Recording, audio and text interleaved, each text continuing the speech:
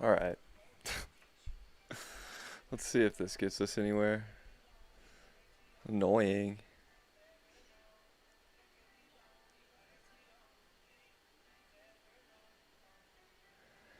Brow, brow, brow, brow, brow, brow, brow, brow.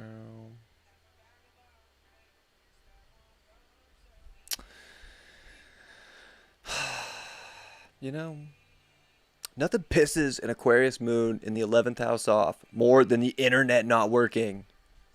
Just kidding. It'll be all right. It'll be all right. Um, fuck. There's literally nothing else running the internet right now.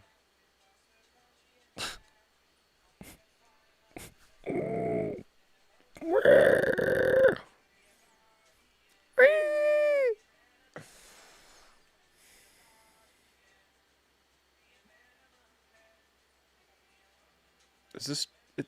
It's still. It sucks. It sucks. The quality's driving me nuts.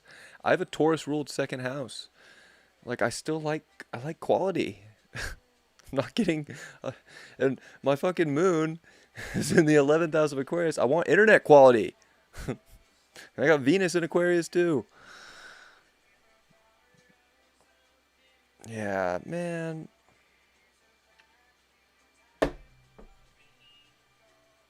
I don't know if I could. I don't know if I can go 3 hours like this. I'm going to be honest with you guys. I want to do the show, but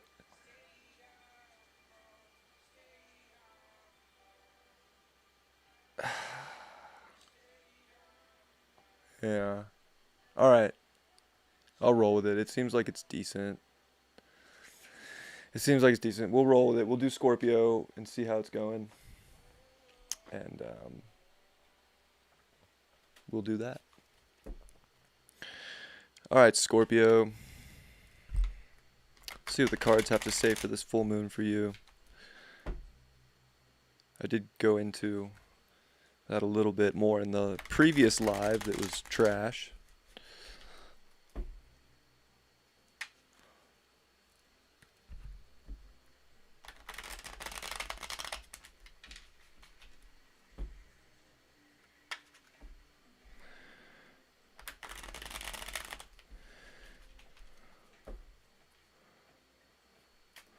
All right.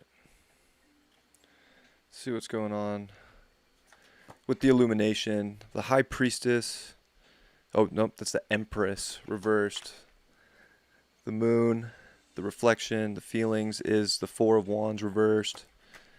And that's dope that the action here, the Mars card, the impulse is the Emperor. So I like this for Scorpio for sure. Because this is just the time where it's like, yeah, you have a full moon taking place in your fourth house. Like, you have to nurture yourself and you have to do what brings you comfort, what brings you creation. The sun's in Leo now. It's in your 10th house. How can you bring that creation to the public? It's like this tug of war between the outer world and your inner world.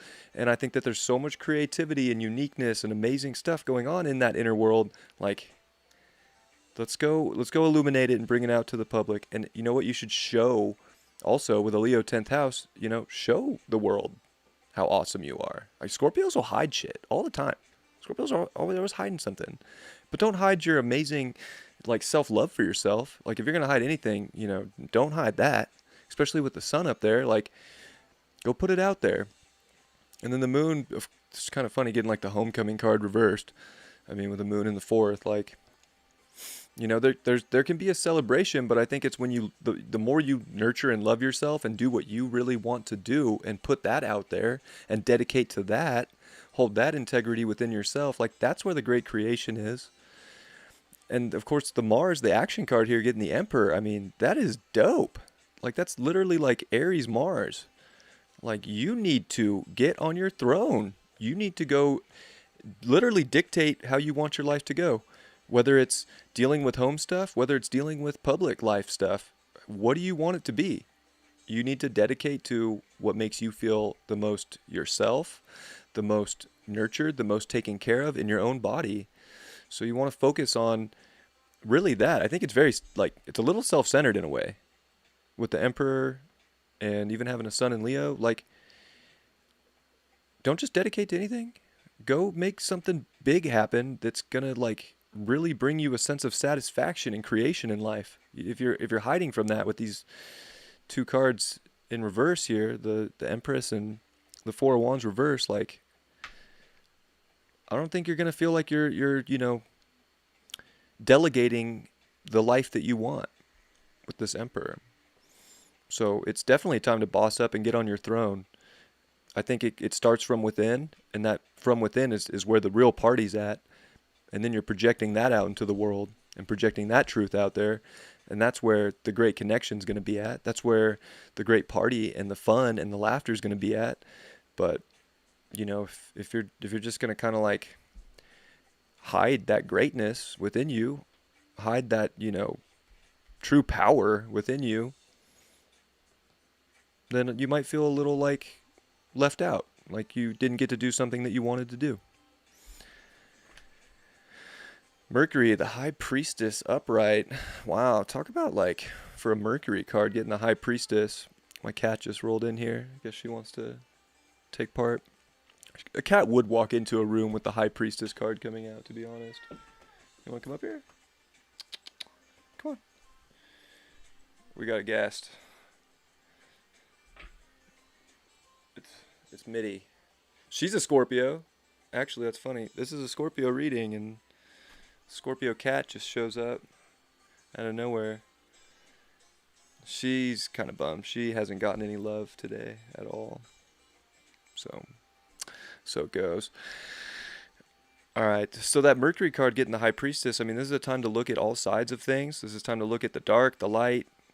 Realize your intuition is so important. Like, it can't just be super linear thinking. Like, I think the creativity and really the self-nurturing comes through a lot of the intuitive senses, a lot of the ability to transmute whatever's showing up in your life so that you can turn life into a celebration and feel like you're part of a fun celebration right now and moving in that direction. I don't think you want to be stagnant, and I think your intuition's telling you like not to be, and to express in ways that are getting you into situations that make more sense for really what you want to dedicate and take part of in life. And it's like, I think, getting this, it makes me feel like it's going to be actually super easy to give that linear communication from a very creative side. So it's like really getting that intuitive flow and channel out there.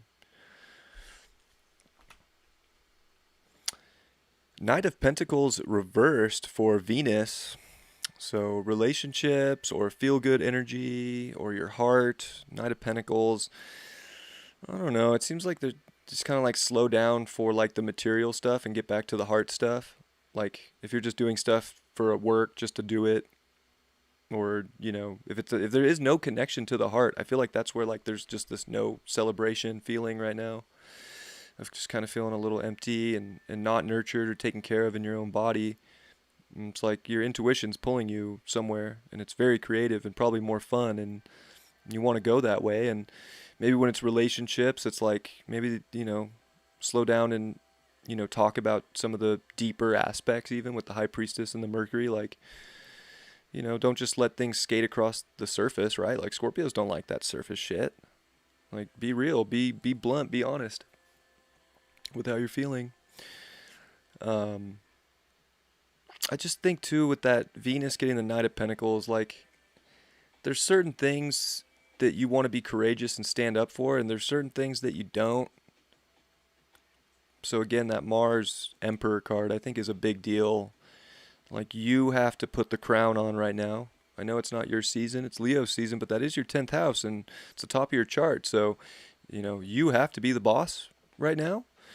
And I think the more you do take initiative, if you will, to just make big moves, the better. But it's almost like you got to take a little risk too. So, yeah, I would say don't just like skate around the surface, because like it's like if there's not a deep emotional, spiritual, and heart connection with relationships, this card almost just feels like it's just about some material thing, which is like, that'll drive a Scorpio crazy. So hopefully that's not you. Jupiter gets the Two of Swords in reverse. Well, the abundance is in making a decision. So if you're feeling like you're blindfolded, or if you're feeling like you can't see, I think you're just not listening to the pull, and you're not, getting on that throne to move in that direction.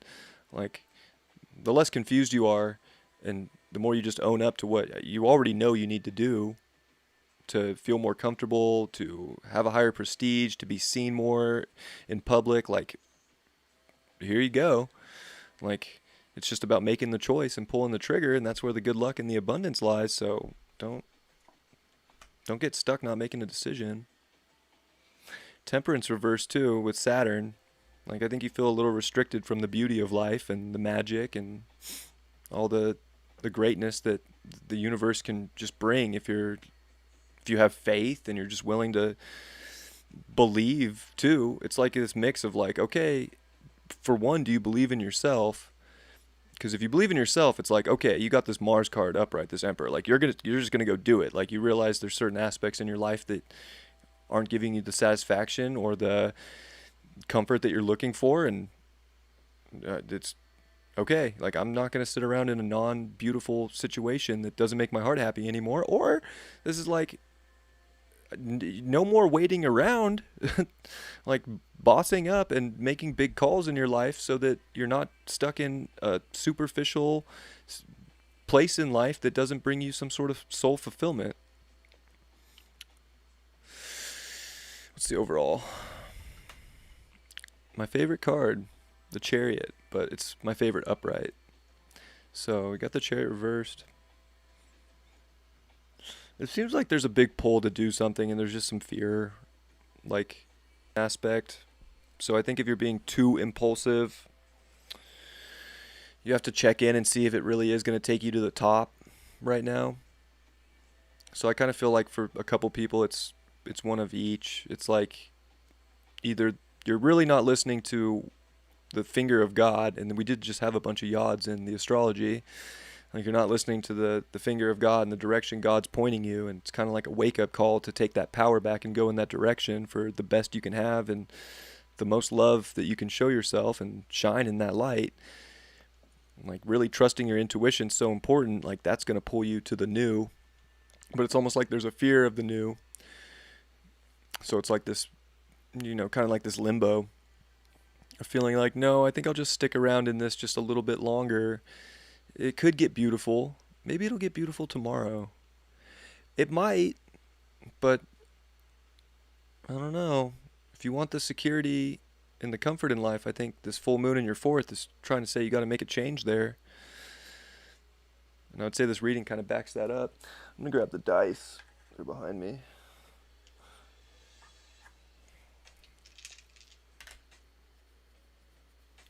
Venus, first house, Aquarius. Yeah, okay. Yeah, it's like dedicating to relationships that are of the ultimate connection, and, also maybe taking some time and space to figure some things out on your own. Like, make sure that you're really moving in the direction that you want to go in. Make sure that it's the direction you value, and that it is the ultimate connection to your heart. And if it's not there, like, it's not there. And, make sure that relationships let you express your edgy, unique self too. Or, family or emotions, right? Aquarius, fourth house. So, interesting. What do we get for the black moon? Saturn return. Yeah, I think it's a grow up. It's a grow up moment right now. So it's like taking that next step in maturity, and dedicating and having the integrity to make a big call. And sometimes you just gotta we all have to make big decisions in our life, and I think this one's more aligned with like your intuition, where a lot of like synchronicities have pointed in your life to give you something more fulfilling, whatever it may be. Like, there's something more fulfilling that it's almost like, I think you've been like waiting and waiting and still like believing, but like, okay, we can believe all we want, but remember, like, the South Node's in Sagittarius and Pisces, and Jupiter's in Pisces and about to come back into Aquarius. Like, that South Node's not doing Jupiter any favors for like believing right now. Like, the North Node is of course, in Gemini, and its dispositor Mercury's in Cancer, finishing up and getting ready to oppose Pluto. So like there's an emotional pull and understanding of what's better in life, but it's almost like if you don't boss up and take the authority back for what's going to bring you the best in life, there's not going to be a connection, and you'll be connecting to something that's not fulfilling. So I think it's big decision time. There's even good luck in the decision. So it's like don't be afraid of the decision you have to make. Like it's probably going to be amazing in my opinion. All right. We got one done. It looks like the connection's pretty good. So it looks like we're going to do it. I was about to pull the cord.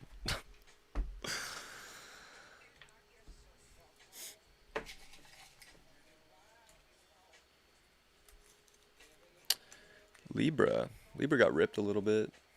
Oops.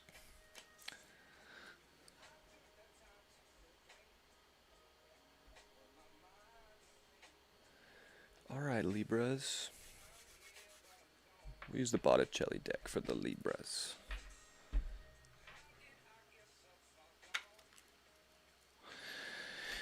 All right.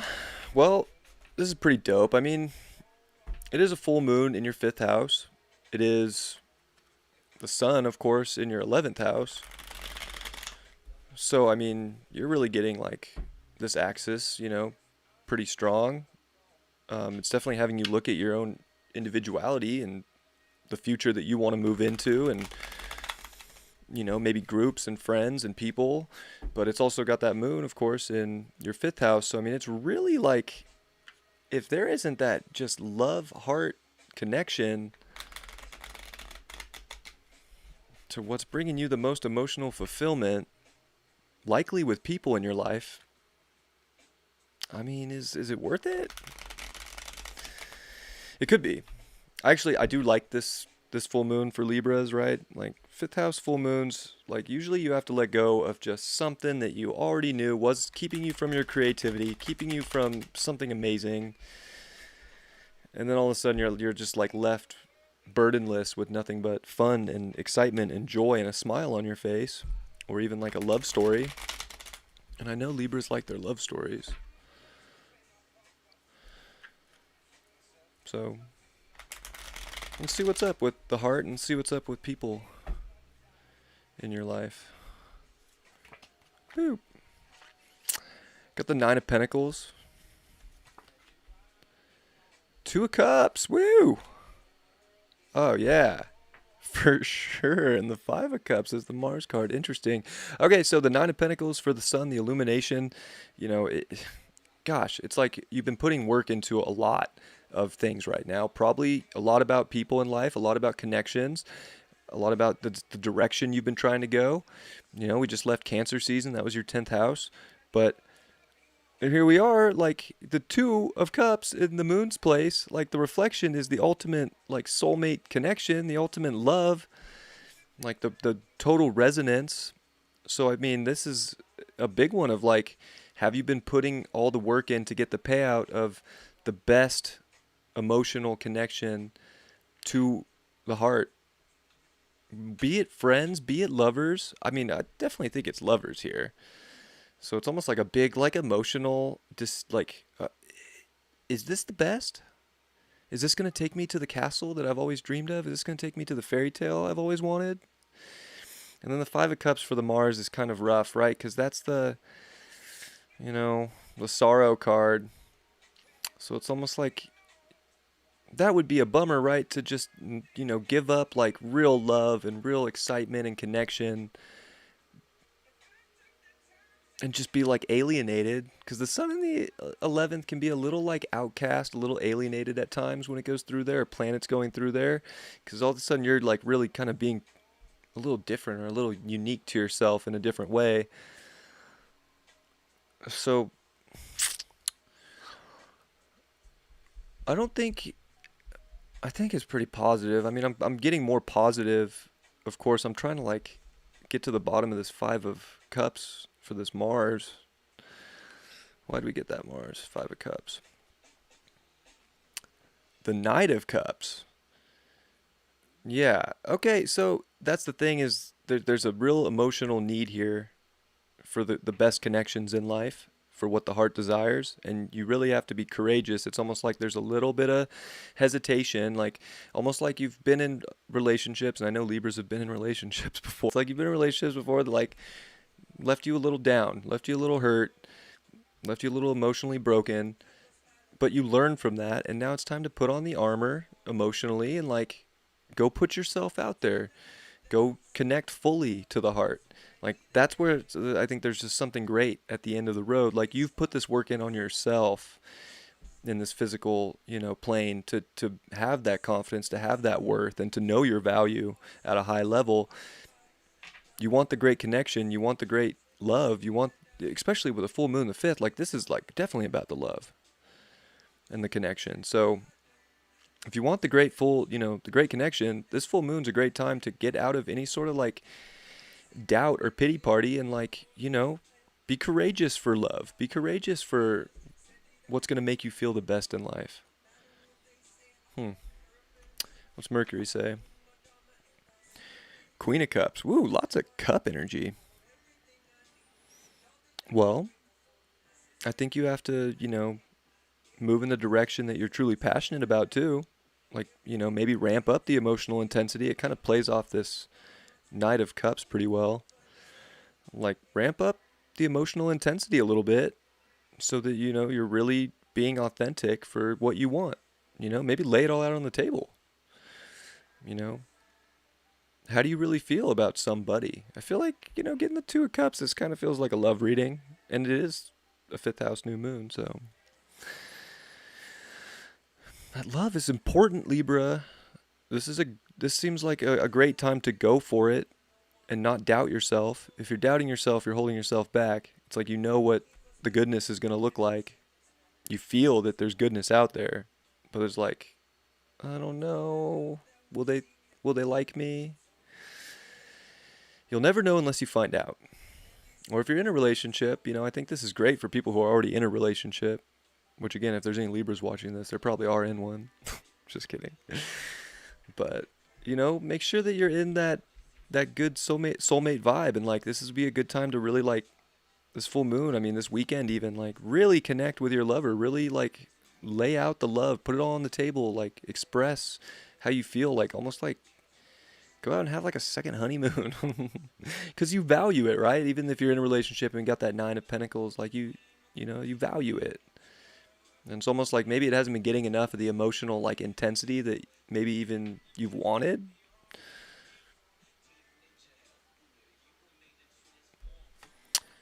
Venus, 10 of Coins reversed. Ooh, interesting. That's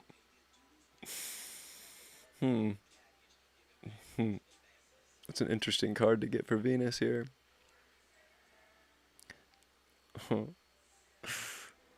I mean, it just seems interesting, like how there's this need for like this really powerful emotional bond and this like, soul connection of this deep emotion in this reading. And then there's also this material side to it and this like physical side. And it's almost like, okay, maybe the relationship's deep, but is the physical touch good? That's my love language, so maybe that's why I brought that up. I'm not a Libra, but I mean, is the physical stuff good? Is the physical stuff secure? Is the physical stuff right? Maybe the emotions are right, or maybe you're looking for the right emotions, but at the same time you're like, or you found someone that is lighting up the emotions and feels like a soulmate, but they don't own their own house. Oh my God, what a loser. Or maybe they're like me and they have terrible internet. You're like, that's not gonna fucking work. So I don't know. It's almost like with the Venus, and we have Venus in Virgo now. It's Venus in your 12th. Are you going to pass up on great, amazing love because of some illusion of what perfection is? And just like miss out and not see it? Or be completely illusionary that you're missing out on the soulmate connection? That can't be real. It could be real. It could be real, but you have to fucking step up and go for it too. So That's an interesting card to get for that. I'm not gonna lie.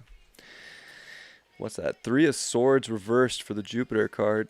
Yeah, the luck is not thinking that like you're gonna end up in some heartbreak situation.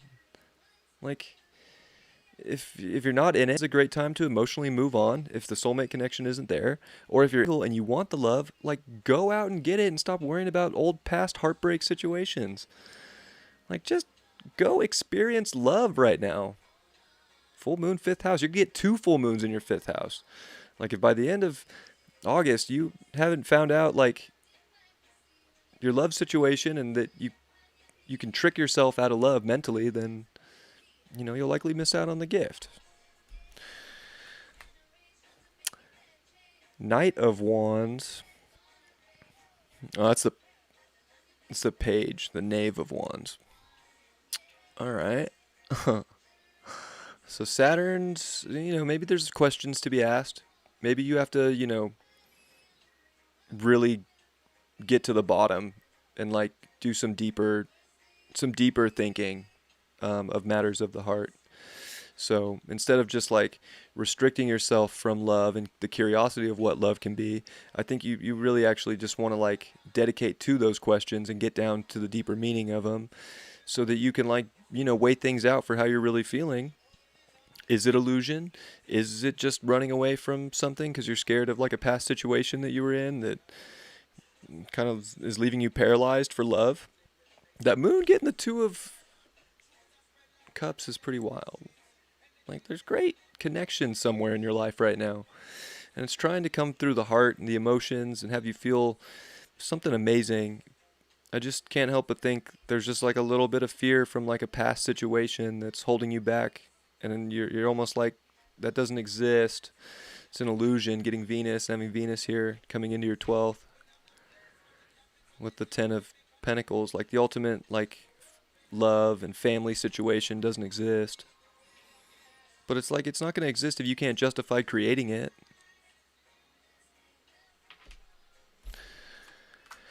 Overall, what is that? The Fool reversed. Oh gosh, see? You feel like the Fool. Like the Leo King, when he pulls this card, he always calls it the town drunk. Like, blah, sloppy. Do you feel sloppy right now? Like too sloppy to go into the best connection or the dream, or that it's just an illusion or it's fake. I think you just gotta you gotta bring that courage to get on the journey and go for it. Like, just go. You're not the Fool. And if anybody's meant to be doing relationships and not be scared of them, Libra, like, that's you. So I think either way, like relationship or not, single or not, like, don't be afraid of a great connection that lights you up from the heart, and don't think you're a fool because you're not, I don't know, if you're not feeling the love right now, I mean, you would be a fool by not finding it within yourself. It's not an illusion. Definitely look for that within yourself. I mean, I think you got to ask yourself the questions of what's going to light up your heart. Like, that's how you're going to take the boss situation here and make big moves. So, yeah. We'll do this and then roll the dice and shuffle that, though.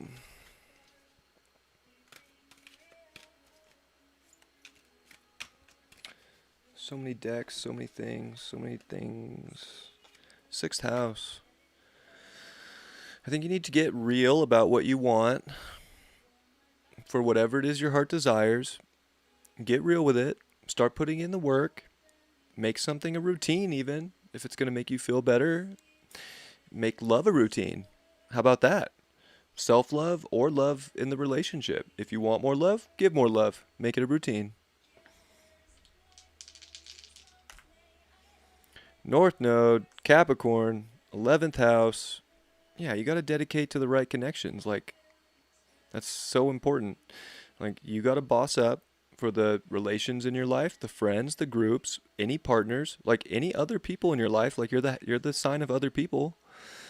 So it's like you define yourself through, what you see in other people. It's a great reflection. So make sure you're going towards the ones that look like they're going to have a future, that they're stable, that you can build something there, that they're going to bring you the security you're looking for, that the connection's pure, like it's built, it's there. That'd be South Node Cancer in the fifth. Like, if there's insecurities of the heart, you're not going to shine bright. And it can't just be all about you, too. So, like, in some ways, you have to make sure that you're dedicating to another person and create that equal bond and that equal connection, emotionally and physically.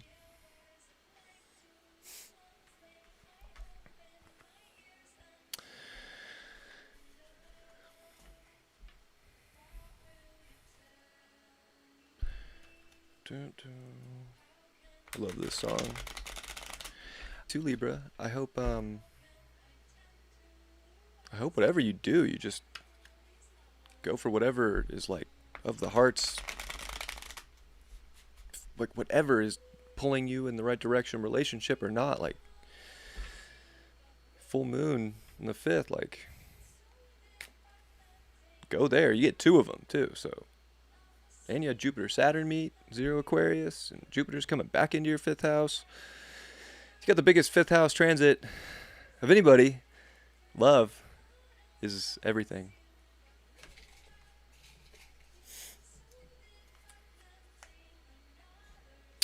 Virgo.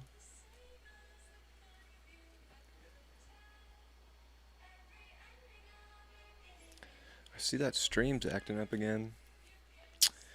What a shame. What a shame. Virgo, we're going to use the Golden Tarot for the Virgos.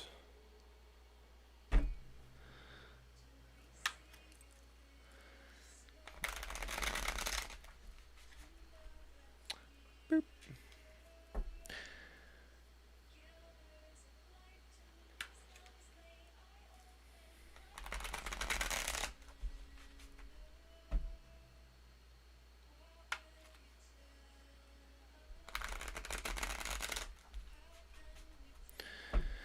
All right, Virgo.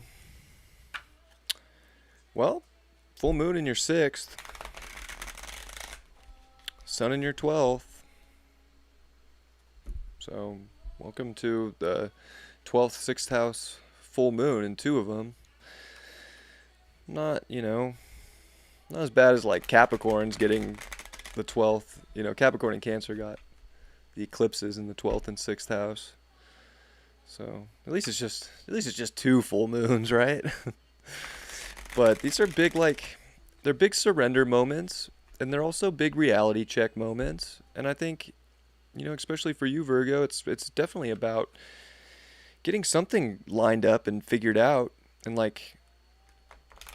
kind of having to let go and surrender in some ways, but also be, the more creative you are too, and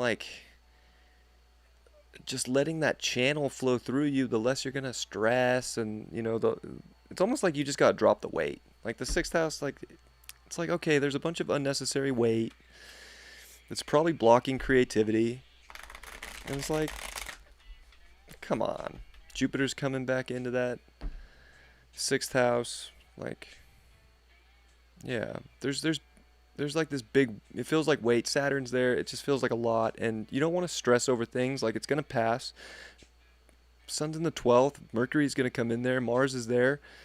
Kind of gotta just let the channel flow, a little bit of a surrender to what is the most creative thing in your life. And if you feel overburdened or stressed out, it's okay. It's okay to take a break. It's okay to balance with work and creativity or art or whatever that you might do to feel like a sense of freedom and not so tied down in life. All right, let's see what we get for the illumination. The Hermit card reversed. 3 of Cups for the Moon. 7 of Coins for Mars. Yeah, it's the Hermit card reversed, so I guess it's not so much time to just completely call it quits and go into a cave, even though you might feel like you're in a cave, having a lot going on, and Venus just left and came into your sign and was in your 12th house, you could have maybe felt like you were a little lost in a cave and a little unseen in life, and or you could have felt very creative as well.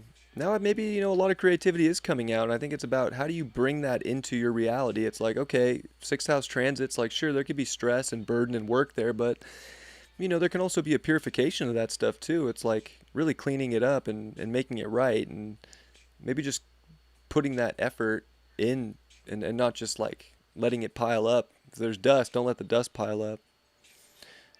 So I think that Hermit reverse is kind of like, look, there's a need to get out there and maybe share the things that you've channeled, maybe share the creative aspects that maybe you have been working on or are still working on.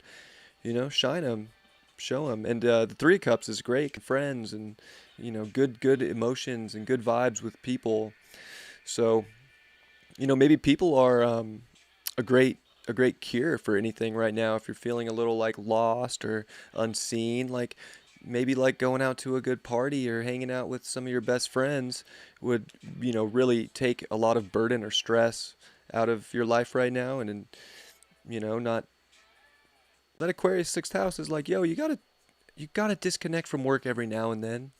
You gotta go do something that you like to do. So maybe this is a good full moon to release some of the burden from your back so that you're not like overly stressed and working too hard. Still get your work done, still be creative, but I think maybe friends and groups of just good energy right now would really be some really solid medicine for you. And Mars getting the Seven of Coins reversed, I always look at that card as like we're not getting the payout we want. Like we're feeling like we're putting a lot of work in and not seeing a result. So it's probably time to come out of whatever you've been doing and analyze it to a degree and make sure that it is what's giving you even an emotional satisfaction or giving you some emotional joy in your life. If you don't feel like you're going to get the return that you're looking for, you don't have to necessarily keep going through that over and over again. Like you could have analyzed it enough already and figured that out, but you're still like second guessing it. So I would say don't put your energy into too much that doesn't feel like it's worth it. If you're working on big things and you feel like they're great and they do make you happy, go get them, tiger.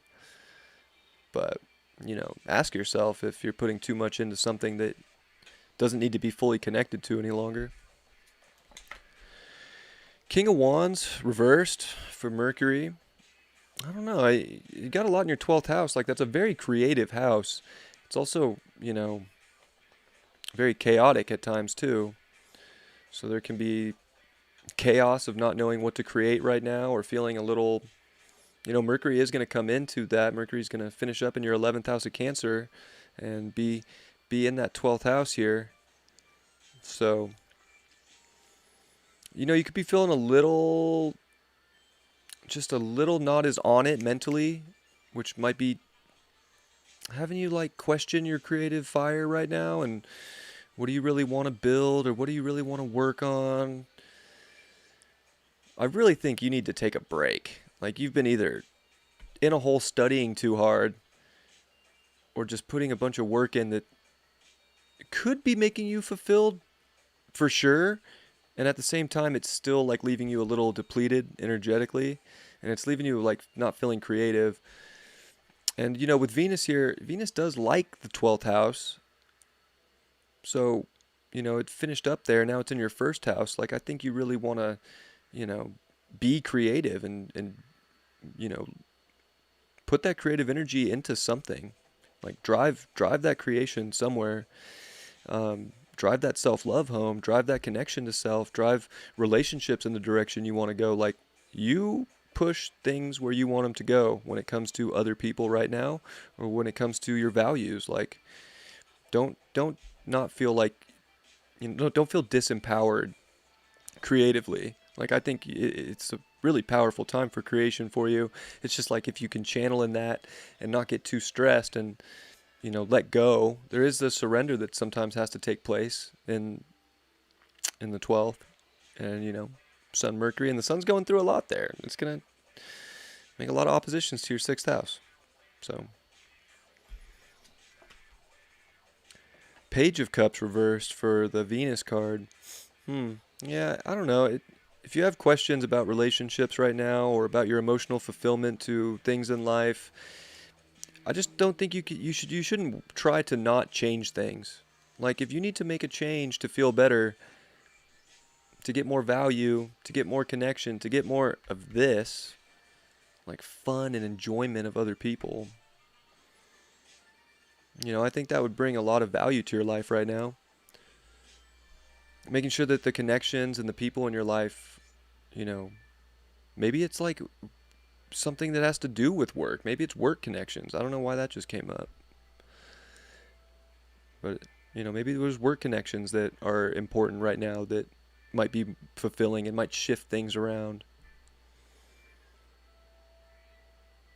But I don't think you want to like hide or not express how you're feeling when it comes to any sort of relationship stuff, when it comes to any other people in your life.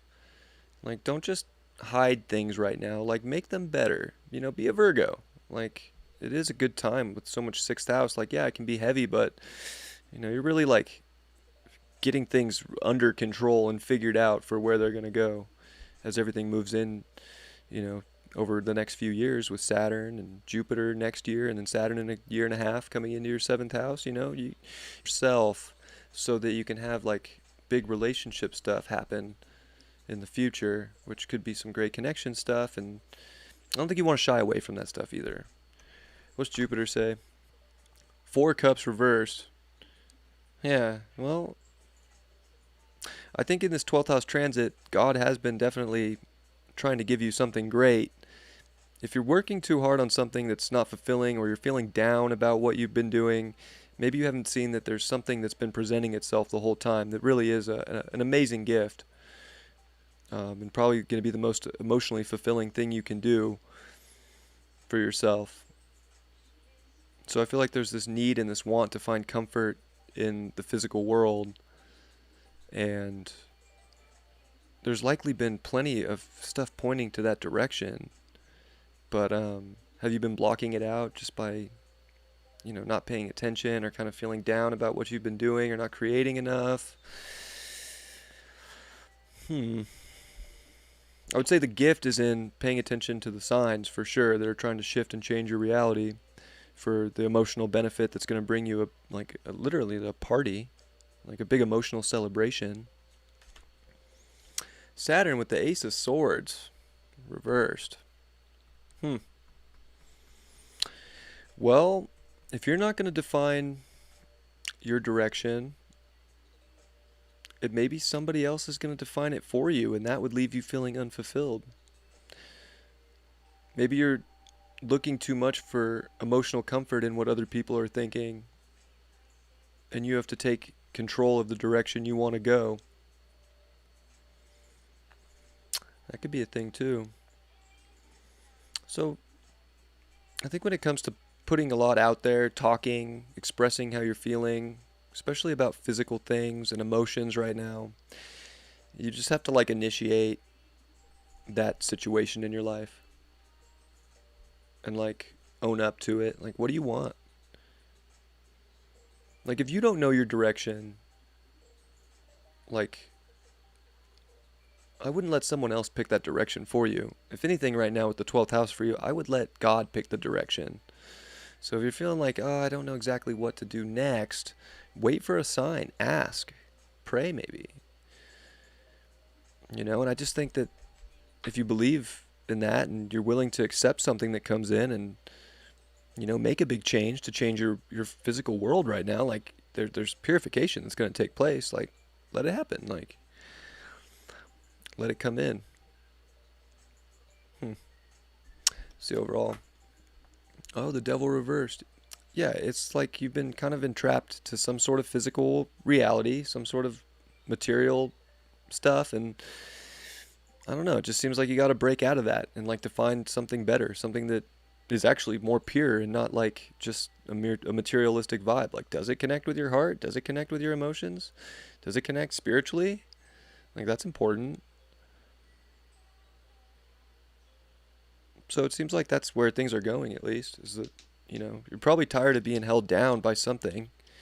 You know, that's the Capricorn card. It could be anything outside of you. It could be governments. It could be whatever. Like, you know, if you want emotional fulfillment, I guess you have to like stand up for it. And if you want that reality to change. Hmm. Yeah, Hermit reverse though, I think you got to go out and like that's kind of the big one too. Is like you got to go out and like shine your light. 100. Let's see, Sagittarius. So Mercury and Sag, 8th house. Yeah, I think you need to expand the deeper aspects of what you want in life and like really go out and like let it all out there. Like don't hide things. Get down to the deeper meaning. Get down to how what you really want to see happen and you know, maybe explore these deeper things that with maybe someone else in your life. Like could definitely, you know, deal with a relationship in the 8th house, like a lover or you know, any sort of shared partnership with shared resources in life. Like express yourself. Get down to the bottom of what the bigger truth of any matter is and you know, don't shy away and shine that light so that you can make this purification happen. Earth, stability.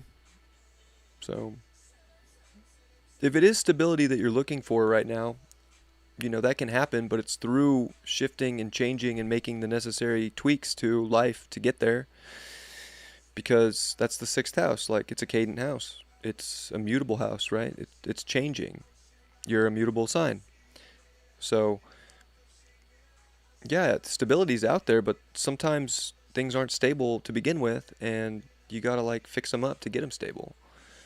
So you can't just like hide in your cave, right? You gotta go fix some things to get them more stable and to get out of like some old pattern maybe, and see where things can go. See where the journey can take you of like the deeper connection or the deeper like the deeper truth, and be able to really express that without hiding it.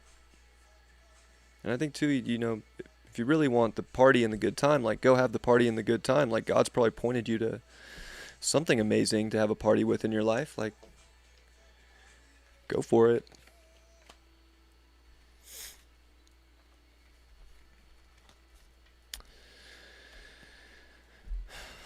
All right. Is anybody still watching this show?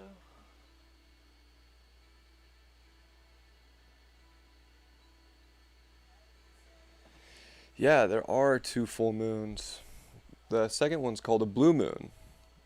So when you get 2 full moons in the same sign, they also call it like in the same month. This one's not in the same month, so they might not call it a blue moon, I guess, but I suppose when you get them in the same month, in like the Farmer's Almanac or whatever, they call it a blue moon. So once in a blue moon. So I guess since they are in different months of the calendar, I don't think it's a blue moon. All right, who's next?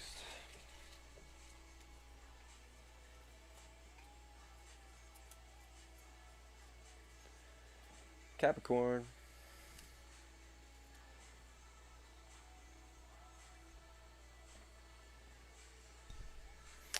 All right, Cappies. Well, you get a full moon in your 2nd house, sun in your 8th house. You have Mars in your 8th house. You have Venus there. Venus is now in your 9th house, of course, in Virgo. This is a pretty big time, I think, of like intimacy for one, but like really getting down to the bottom line of what you want physically and emotionally. Like not settling for less. Like if you want the best, well, why don't you go get the best? Or why don't you find it or link up with it? You know? So I think it's also just realizing your capacity in life to create and, you know, using that and having confidence and like any sort of self-doubt you have that you can't do it on your own or that you can't be self-reliant, like peace out. Like you know your value. 2 full moons. Saturn here is kind of like making you learn the lesson of self-worth and value. Jupiter's going to come back in. You know, Jupiter in the 2nd's pretty nice. Like, this is definitely, you know, it is retrograde and Saturn's there, but still, like, if you're willing to put the work in and know your worth and know your value 100%, like there can be big payouts, right? And I think make sure that you're going after that. Don't settle for less than with all that's happening in Aquarius, and don't fear having the best either. Like go in and merge with greatness, whether it's with another person or whether it's in your own life or how you can build and create it. Like go get it, build it, own it, have it. And also the second house really is like, like Christopher Witecki would say, is the soul capital. So like you got to know your soul capital, especially second, eighth house axis here. So you got to know that soul capital, know that you're worth it, and the more unconditional self-love you can pour into yourself, the more you're going to attract in the things that you want.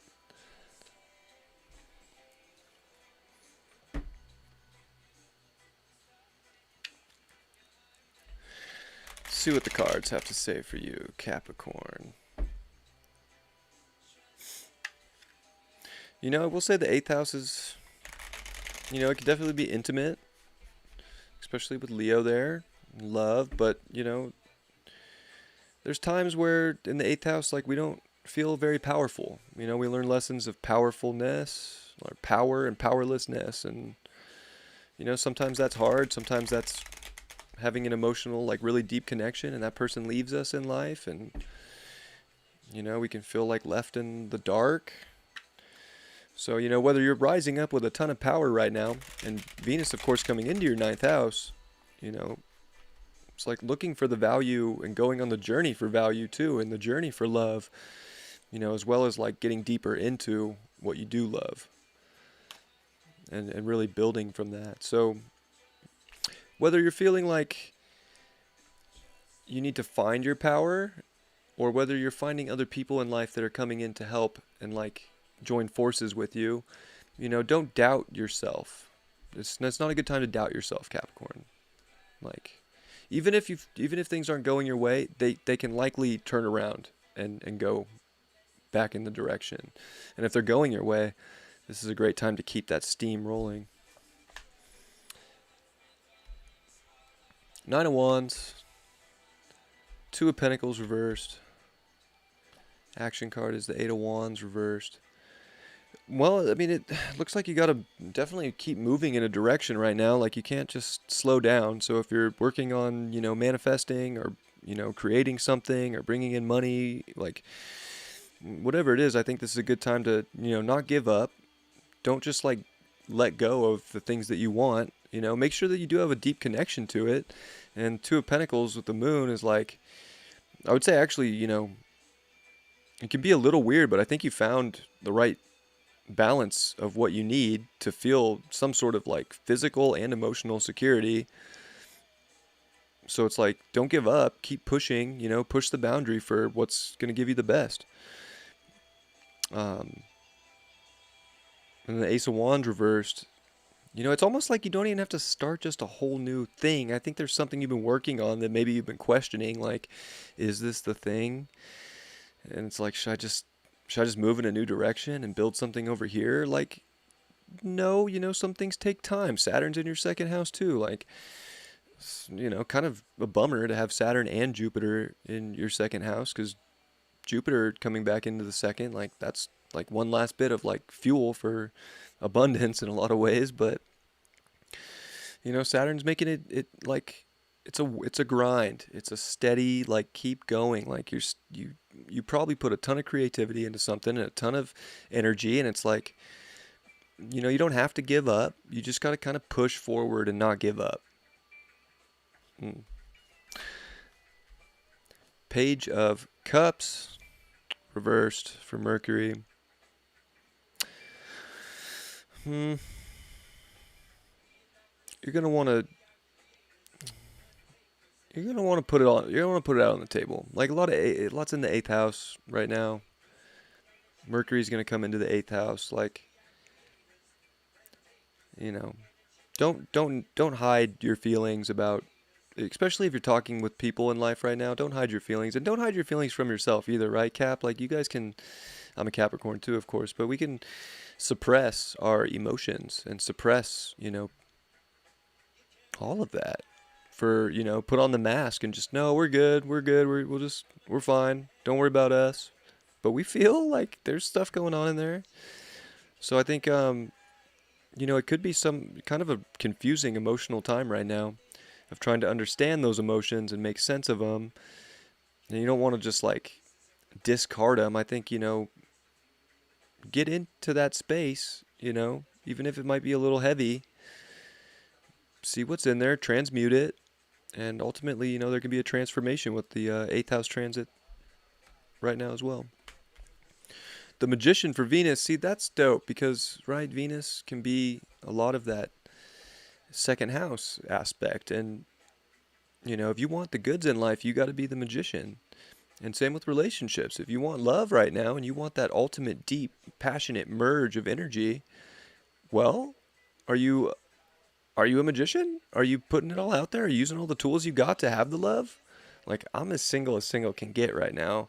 And I got to be honest, I'm not really manifesting love, but I am putting a lot of work into my company, into astrology, into the physical stuff.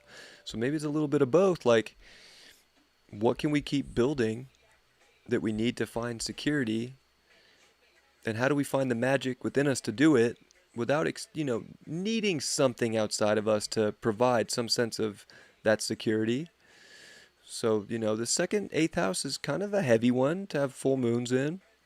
And of course a new moon in Leo as well. So there's a fine line between, I think, one, either pushing your boundaries for a lot of the things that you're trying to manifest right now, but also, what do you really want? Like, are you going to use all the tools that you have at your disposal to get it?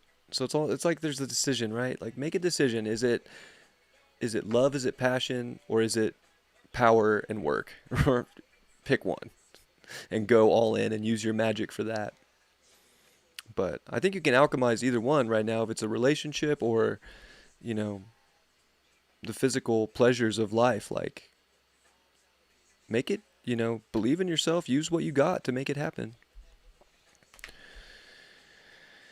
Page of Wands reversed for Jupiter. Yeah, I mean, just being curious about love too. Like, maybe I need to be more curious about love. Like, it is the love that's going to be so important, but, love yourself too. Love yourself or love the person you're with.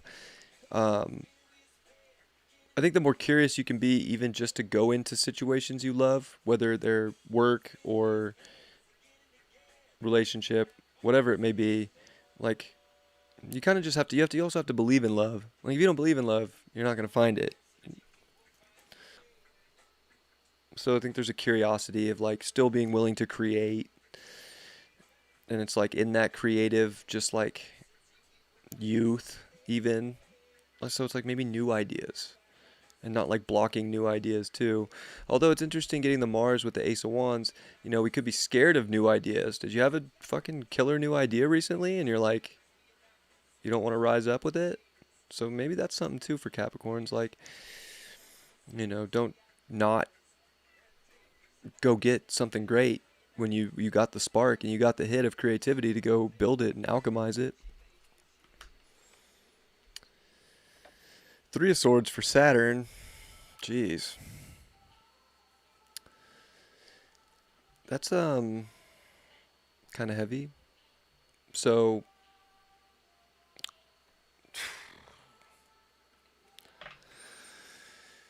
I don't know. I feel like we're blocking ourselves, Cap, from something that we really want. And what are we going to, are we just going to sit and stay in that and not release something that's holding us back from how we can alchemize and have whatever it is that we want, like literally the best of the best? I think if we don't push the boundaries, if we don't make a decision emotionally and physically for what we really want to bring to life, be it relationship or physical thing in life, we're going to feel a little heartbroken and a little restricted. Like, and almost feeling like we didn't, like, you know, like play the victim a little bit. And it is not time to play the victim. Page of Swords. Jesus, there's a lot of page energy. Okay, Cap. I mean, with that many pages at this point, it's like you just have to be youthful right now. You can't be just some old grump. Meh. I'm old. I'm Capricorn. I'm Saturn. I think it's important to be youthful. Youthful with ideas. Youthful with creation. You know, and like when new insight comes in, that's probably something magical too. And maybe that needs to be implemented in some unique and authentic way, right? You know, Aquarius second house, like build something unique, build something different. You know, don't be old. Bring that new. Sagittarius, Mercury Sag again, fifth house. So this time Mercury Sag in the fifth house. Yeah, you know, again, like expanding maybe just your understanding of your capacity to love and what lights you up and moving in that direction and, you know, being a kid again. Like maybe not just, I don't know, even just being stuck in a belief that you can't have fun. Like go be a kid again. Go laugh. Go enjoy yourself. I bet you change something in your life if, and you don't feel so beat up. Like this ended up just being like, don't be old, Capricorn. I do it too. But I think the more you understand what possibilities are out there, just in being youthful and having fun right now, you'll realize that you can manifest and create a lot more than maybe you thought. So I think there's a release of a belief that a manifestation has to look some old traditional way when really these two full moons in your second house of Aquarius are like, no, they can actually be in a radically different way than you may have ever thought.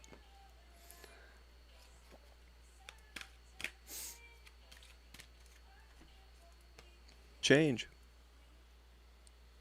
Yeah, change. Stop being old. Yeah, let the youth come in, let the new energy, the creative energy come in, and whatever needs to change, whether it's emotionally, physically, in relationships, like, if you don't make the change, it's almost like that Saturn Three of Swords is like, all right, you're gonna feel really fucking not good about it in your heart. So, I mean, embrace change, embrace your heart, embrace youthful energy right now. If youthful energy comes up, like, in your life, maybe that's where the love's at. So look for anything that gives youthful energy. It's probably where some awesome change and understanding, and it probably stop making you feel like this guy. Oh God, I've been on this quest and this journey, and I've been working so hard, and I gotta keep going. Are you kidding me? He doesn't look very old, but still, like, he looks like, body doesn't look old, but like his face and just, he feels old. Do you want to feel old? Or do you want to drink out of the fountain of youth?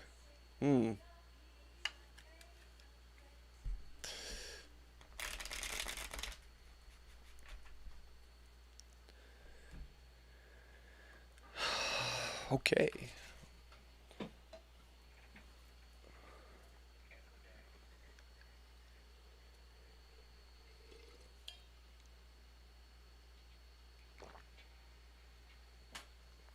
Much love, guys, for watching. I appreciate you all for hanging out with me here.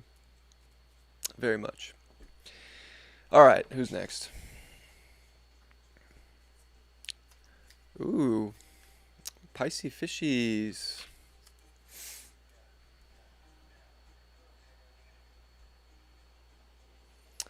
All right, Pisces, what are we going to use for you?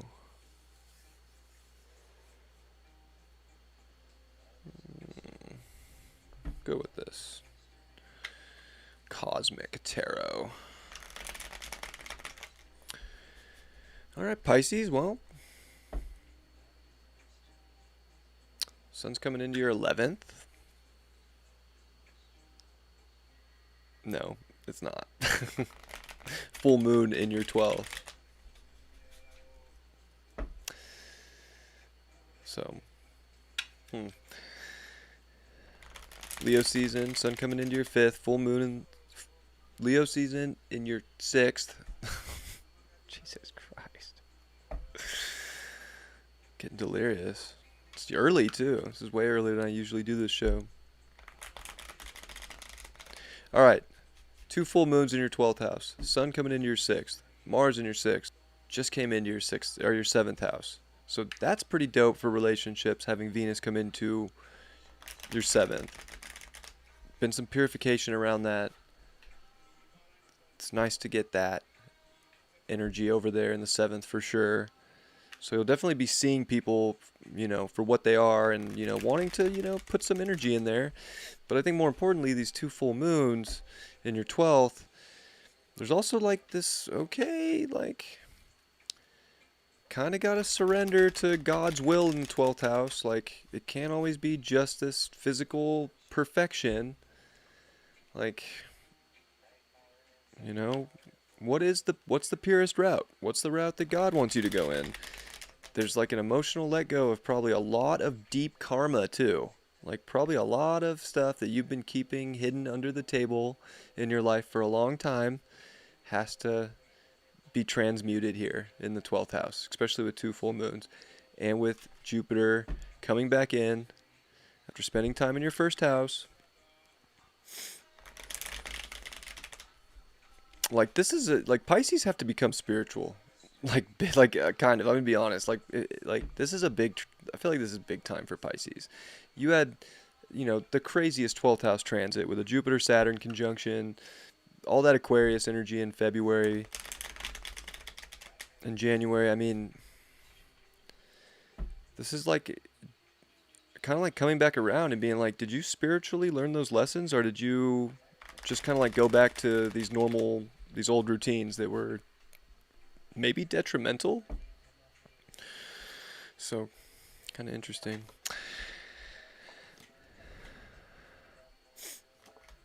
Three of Pentacles, the Ten of Pentacles, and the Ace of Pentacles reversed. And Ten of Pentacles is reversed too. Okay. Well, I think that you're definitely trying to put things together right now and build something solid in your life, and that's good. You want to be critical, and you have Mars here, of course, in your 12th. In your 6th in Leo. That definitely wants to get things done. That's a well-oiled machine for sure. Venus and Mars met there. I think that, the work you put in is important right now, but I think apparently you actually need to get not only like maybe the spiritual stuff that I mentioned, but like you kind of got to get the physical stuff in line too. Ten of Pentacles reversed for the emotions, like not feeling like you have the best. Like not feeling like you have the reality you want, which is good to go through a 6th house transit in that, because you're hyper aware and you're going to fix it, or you're going to get things straightened up, hopefully. So maybe it's a time to make sure that, yes, there's a surrender, but I mean, geez, like you also can't just live or be in some reality that, doesn't make you feel, I don't know, some bit comfortable. Ten of Pentacles reversed with the Moon cards. Like, this is not comfortable at all. Ace of Pentacles reversed for the Mars card. That's kind of where I think it comes back to, like, all right, are you just focusing your energy on physical stuff, on a physical path? I feel like so much in your 12th, and even with the North Node in your 4th, so like a lot, and eclipses in your 4th and 10th. Solar eclipse was in your 4th, so it's just, I feel like right now, like there's a lot of deeper emotional stuff that Pisces should be focusing on than just the physical, and like there's important spiritual lessons there, and karmic stuff that's coming up, and I think you want to make sure that you are changing your reality for where the intuition's taking you and what does need to be like purified both physically and spiritually. But I don't think if you put all your energy just into physical stuff right now, it's going to be the best for you astrologically, and that Ace of Pentacles gives me that too. Mercury, you get the 3 of Cups.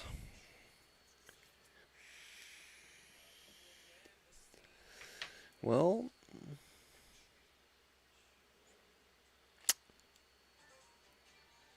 I don't know. I mean, it kind of feels like, I don't know. I mean, it feels like you think someone's cheating on you there for Mercury for some reason. And then with, 12th house transits too, it's like you can feel like you have hidden enemies or people are not on your team. And unseen stuff from the past is coming up. So, I don't know. I think for you, you don't want to lose yourself too much in what you don't know. If you don't have the facts, if you don't know if something's going on, don't worry about it. But at the same time, I think the more you do emotionally put it out there, whether it's karmic, stuff or deep suppressed emotions, two full moons in the 12th is pretty wild. Like put it out there, you know, be kind of free. I do like this is a really pretty card actually. So, put it out there. It'll probably be more beautiful than you think. And don't I have to say, like, don't think you're just like getting cheated on if you don't have the facts. For whoever needs to hear that. Four of Pentacles upright for Venus. Well, in this case, getting the Venus card with the Four of Pentacles, like, hold on to what's good. Like, keep what's good in life, but all the other shit that isn't very good or isn't pure or isn't, like, a spiritual match, like, okay, what do you really need that stuff? Do you really need to put your focus there? So if relationships are dope right now, then that's great. If your physical life is, maybe just feeling good, but is it just like, I'll be honest, it's just kind of an illusion? Or do you still need to put some work into having that? Are you just telling yourself that it's like awesome and that you have like the most precious, perfect thing right now and maybe it's not? Sorry, that song's killing my vibe. You know, some things in life are very good to hold on to. I think especially if there's open emotional conversation, whether it be with who you're working with or who you're in a relationship with. Definitely like spiritual conversations I feel like is important. So, I mean, maybe you're reestablishing what the ultimate value is and what you really want to dedicate to as well. Maybe with the things that you're trying to create or bring to life. It can feel like there's unseen stuff going on. Maybe maybe you're picking up on intuitively. You're like, oh gosh, I just feel like there's something for sure going on over here in life and with this person. Well, maybe just make sure you get the facts right before, you know, going 100% in on it, even though you're probably right. But, make sure at least put it out there first. The Lover's reversed for Jupiter. Well, the ultimate connection, the ultimate love, the ultimate twin-like energy in life is definitely where the goodness is at. Whether it is, honestly, whether it's with a relationship, a physical object, but, I think with so much of the 12th house energy too, like with God, making sure that like that connection's really good right now, I think is important because it's going to build you a strong foundation within yourself. And I'm not telling people to like believe anything, but it's it's how I go about the 12th house in a more spiritual way myself is instead of going through all the crazy negative things that the 12th house can bring up, why not put yourself into a spiritual setting? Why not take a break from reality and get closer to the infinite intelligence of the world? Maybe that's where the ultimate connection's at right now. Maybe that's where you'll find twin-like energy within yourself and that ultimate love. So that you can work with the right people to build the right things, or you can have the ultimate in life. And I feel like that's important for Pisces. Like Pisces, Neptune, 12th house. But Pisces is chaos too. So I'd say the abundance is in like unconditional love. So whatever isn't of unconditional love probably isn't, the best value. So it's like, don't hold on to things just to hold on to them if there isn't a deep love there. And I love this card. I mean, that's like, if you're in a relationship that looks like that, Fuck yeah, Pisces.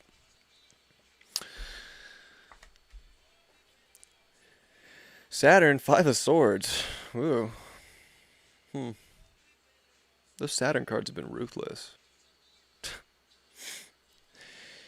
Well, I think we can feel like there's some sort of like mental conflict. There might be some sort of conflict out there. Like there could be something going on with other people. You know, Venus coming into your seventh, like you might be having to deal with like what other people are saying and stuff. Like maybe there is some of that out there. Or maybe you're picking up on other people's stuff already and it's like, you know, are you going to take that all upon yourself? You're going to put it out there so it can be talked about? I think in some way, shape, or form, like you have to kind of just surrender your mind, especially if you're in some place of feeling like you're just in a constant war with yourself or someone else. Like go back into a peaceful place within yourself and connect to the divine, and you probably won't feel like it's just like it's such a mentally heavy place, I would say. Nine of Pentacles upright.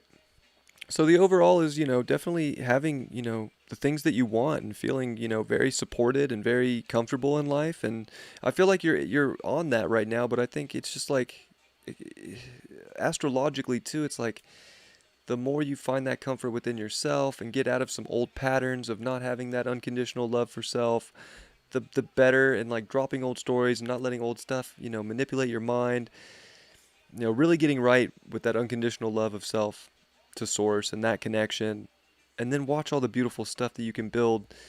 Like Pisces are, this is a lot of 12th house, you know, and Jupiter's still in your first as we're speaking right now, but coming back into the 12th. So especially Jupiter in the 12th, like that's a hard transit, brings up a lot of karma. Saturn in the 12th brings up a lot of karma, and it takes like a very like big spiritual surrender to like really see the unconditional love of all things and the connectedness of all things, and come back into that and then come back into reality. So there's definitely a push and pull here between a lot of reality based stuff and I think like letting go, but also knowing that the more, you know, you do put into yourself, the more that the physical is going to show up in life. Because I think that Nine of Pentacles shows that like, you know, there are really beautiful things coming, but you still have to put the work in. It's likely more the work with yourself. It, you know, it could be work in relationship or with others, but you know, don't shut yourself down or feel like there's too much weight on your mind. Like put it out there. First house sun in Aries. Ooh. Exalted sun in the first. Well, that says it's definitely time to define your path. You know, whether it's spiritual or not. This is more impulsive. Definitely not, you know, as spiritual in the first house. But you are going to have a lot of first house transits coming up here in the future. So it's like there is going to be this big initiation of this new sort of journey and this new path. And it's going to feel very driven. So I think you're in a place right now where you're starting to maybe see that or feel that. And yeah, you know, illuminate in the direction that you want to go. Like if you want to create something, create it. If you need to change something, change it. Like you define your reality and what you want to connect to. I think you'll feel very empowered one way or another. But, you know, if there's blocks that come up too, like, you know, so much 12th house, there's a reason that the block came up. You know, 12th house rules jails and just, and also like monasteries, right? So you can like go to and like go on some spiritual retreat and meditate the whole time and get close to God, or you can get locked up in jail and meditate in there and, you know, get close to God that way. So I mean, there's just different ways, but at the same time, you have to pick a path to identify and create with right now, and that's up to you to do that. And you know, it's up to you and only you.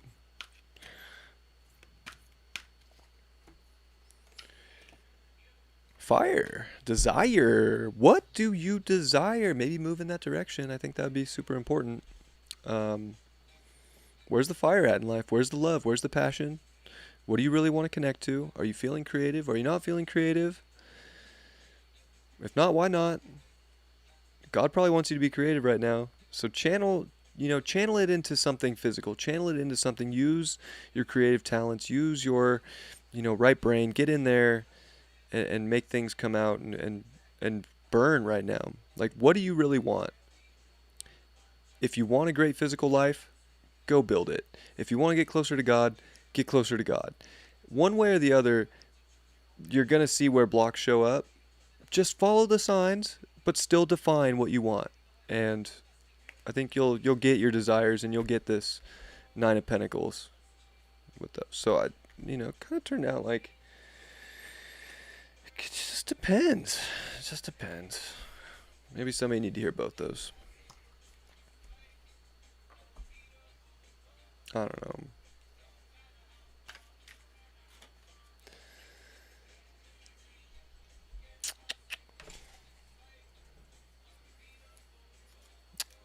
Aries.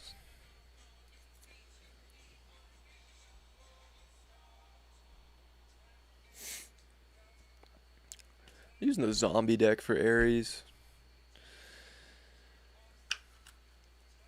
Let's see what's up with the Aries. Aries gets 2 full moons in their 11th house, Sun in the 5th, Venus just came into the 6th. This is a big time for love. This is a big time for connection, and it's also a big time to make sure you're being true to yourself, being very authentic, very real, creating from that space, actualizing exactly what you want to go and define. And it definitely deals with groups and friends and people in your life. And is there a connection still? Do they still fit into who you are? I don't know. Jupiter's coming back into that 11th house. Like, I feel like you can have a ton of amazing, insightful, genius ideas right now. But it's like being able to, like, let it out. Like, don't hold back. Like, if you have some amazing idea, don't worry about what people are gonna think. Don't shy away. Aries are like, fuck you, I wouldn't shy away. Don't shy away. Do it. There's parts of reality that you want to be critical about. Maybe relationships you're being a little hypercritical about. Maybe you don't want to just jump into anything. Maybe, you're like, this has got to be a certain way. Maybe, groups of friends, same thing. Like, this kind of has to be a certain way right now because my values have shifted and I'm kind of cleaning those up. Or, even with Mars in the 5th too, like, you better be leading with your heart. Whatever it is, just lead with your heart. That's going to lead you to the greatest connection. And the things that aren't of that, let go of them. You don't have to hang out with people that don't see you for who you truly are. You don't have to put on a mask for people. So.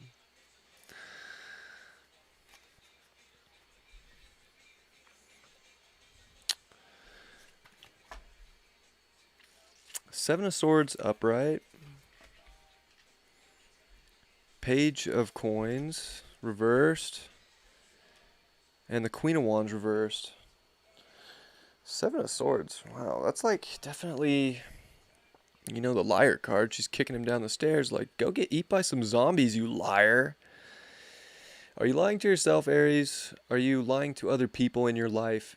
If there's like not truthful authenticity coming from you right now, this would be a good time to, be very authentic. And to make sure that if other people are keeping stuff from you too, like, be aware of that. I mean, you have a lot going on in your 11th house. This definitely deals with groups of people in your life, social communities, the internet, so like, who cares what other people think? I think in a lot of ways too. Like, she's dope. Like, she doesn't care. She's just like, I'm going to be true. This guy sucks. I don't care if he's talking shit. Kick down the stairs. Go get eat by some zombies. So, I don't know. Watch out for people being shady in your life. And, if you can be more authentic and not be shady, you're going to, be illuminating from your heart more. And I would say that would be ideal. And the Page of Coins reversed for the moon is, I don't know, not feeling like valued right now. Maybe not feeling valued in your community or within friends. And kind of just feeling like everybody's treating you like a little kid. And they don't even want to hang out. They're like, you stay here on the mailbox. Like, we're going to go hang out with the big kids. Like, no, kick down the stairs. So I think Aries is in a, this is a good full moon. Like, into having two of these and Leo season, like, these are hitting your chart very well, 5th and 11th house. So just like, don't let things hold you back emotionally. Don't let things just keep you in a weird, don't let your shine be held back or chained up in any way. Like, that's not going to make you feel good. Be truthful. Shine your light. And if other people don't like it, who cares? Kick them down some stairs. Queen of Wands reversed is interesting, because that's the Mars, and I think, like, maybe that's a challenge, is like moving in the direction of the heart right now. You have Mars in your 5th house right now. Like, it takes courage sometimes to move in the direction of the heart. Sometimes it's not what other people want to do. Sometimes, like, you want to go in a direction and other people are like, no. But you know what these two full moons are going to show you is that, like, you have some really wild and crazy ideas that are probably the best way forward. And, maybe it's a part of an emotional detachment in some ways of, like, stop just attaching to things that don't light you up and don't give you, like, a desire to move from a place of heart.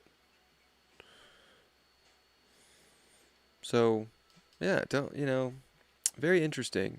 I feel like there's something with other people. You're going to have to deal with other people trying to play games and take your shine away right now. And, you got to really stand in your light. And it's going to take courage to do that. Knight of Cups reversed for Mercury. Oh, that's a pretty sweet card, surfing on a wave, but he's upside down, so I think it's interesting that he's holding a brain too. Like, you're probably I don't even know where to go with this card in this position.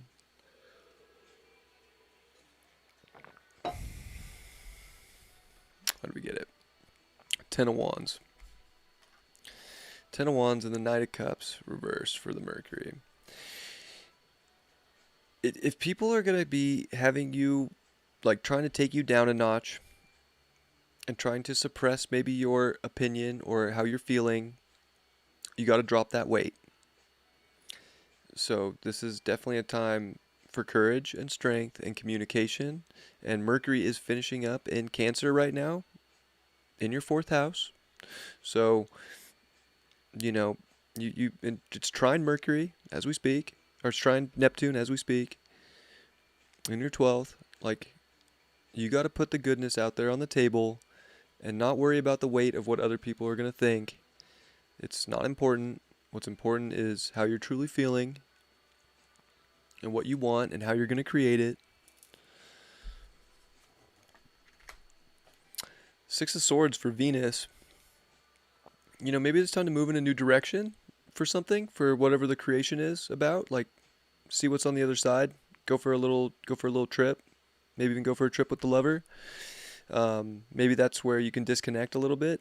There could be a big disconnection from, people in life right now, or friends, groups, internet. 2 full moons in Aquarius. Like, you could either be putting all your emotion into the outer world and into society, or, kind of wanting to maybe go on a little trip with someone special. Go connect to something that the heart's at. Go connect with love. Stop worrying about the mind. Stop worrying about... That's interesting too. Stop worrying about the mind. Stop worrying about what your mind's going through and get back to your heart. Maybe you just need to go look out to see what's out there. Maybe you just need to go try something. If you never look on the other side, maybe, you'll never know. If you're single, maybe it's time to go over to the other side because there's a girl over there or there's a guy over there, and it's like, maybe you should talk to him. Have that courage and go put that out there. And if you're in a relationship, a nice little trip with your lover, your lovey-dovey, doesn't have to be far, but, like, just somewhere where you can be real with each other and love and cuddle or something. Like a nice little private picnic. Minus the zombies.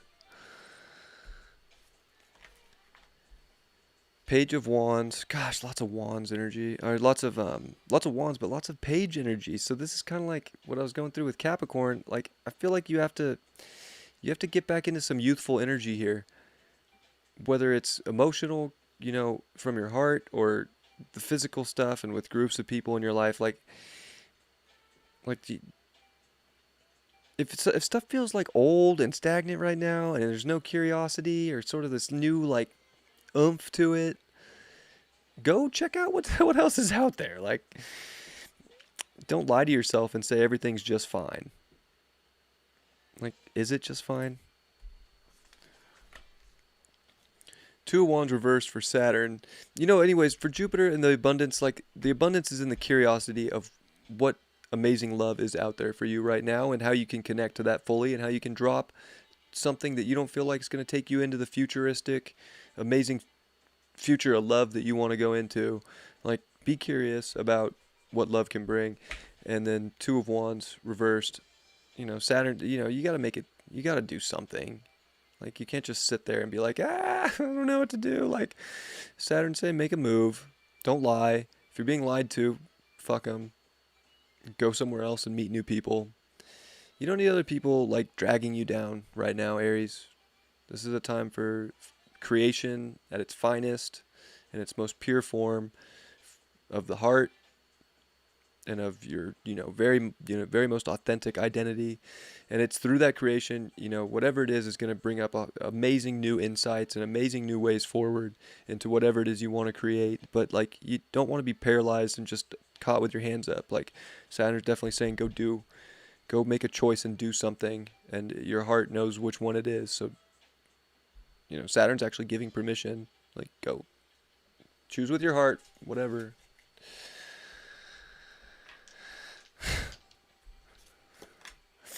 Overall, it's the Strength card. Yeah, it's kind of what this is like.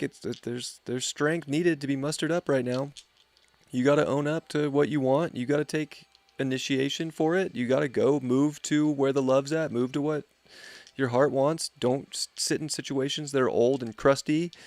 And if people are lying to you and you see it, like, call them out on their bullshit and fucking peace out into your new world. Like, that's the beauty of two Aquarius moons. Like, if people don't belong in your world anymore, you're going to hop in your spaceship and peace out. Like, that's what an Aquarius moon would do. And I'll tell you that right now. As an Aquarius moon, if people don't want to connect and people don't, like, peace, like, fine, I'll go find another world. But I think it's more important, too, that you don't lie to yourself if you need to be courageous about something in life right now. Like, this is the time for Aries to step up and, especially with Venus right now on Regulus, like, if you want love, be courageous for it. If you want value, be courageous to start building it. Be innovative, be unique, be authentic. But most of all, don't just do something if you're not fully in it. Aries. So we got Venus, Aries, 10th house. Yeah, like, initiate, like, what you really want to dedicate to when it comes to love and value. And, like, that's what it's all about. Like, make the call. Aries 10th house is just going to do it's going to get whatever it needs to get done. It knows what's going to get it to the top. It knows what it desires the most, and let's go. And, when it comes to values and relationships, like, your capacity for love, like, make sure they're reliable, and define what you want by, is it going to fit into a long-term plan that your heart really desires?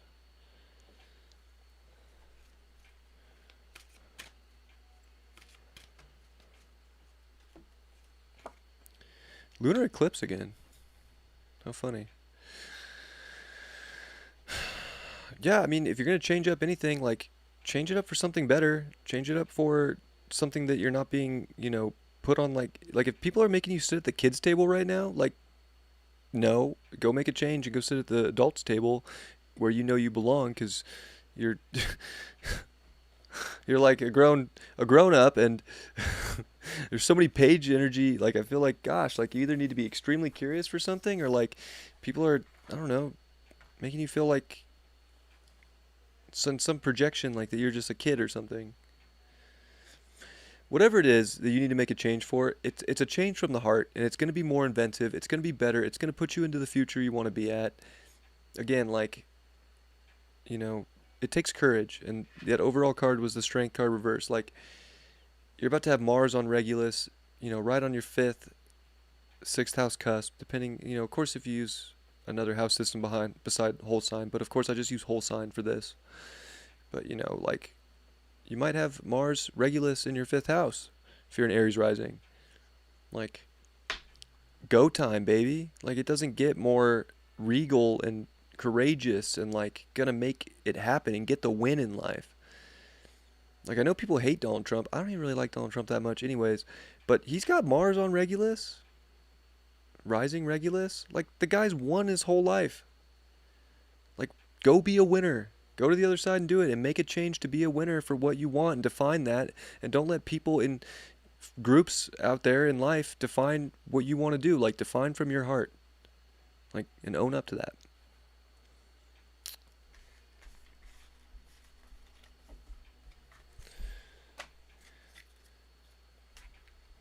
All right, Aries?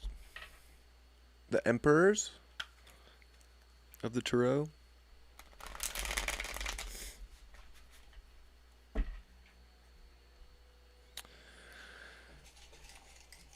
think we're what, halfway done? Gemini.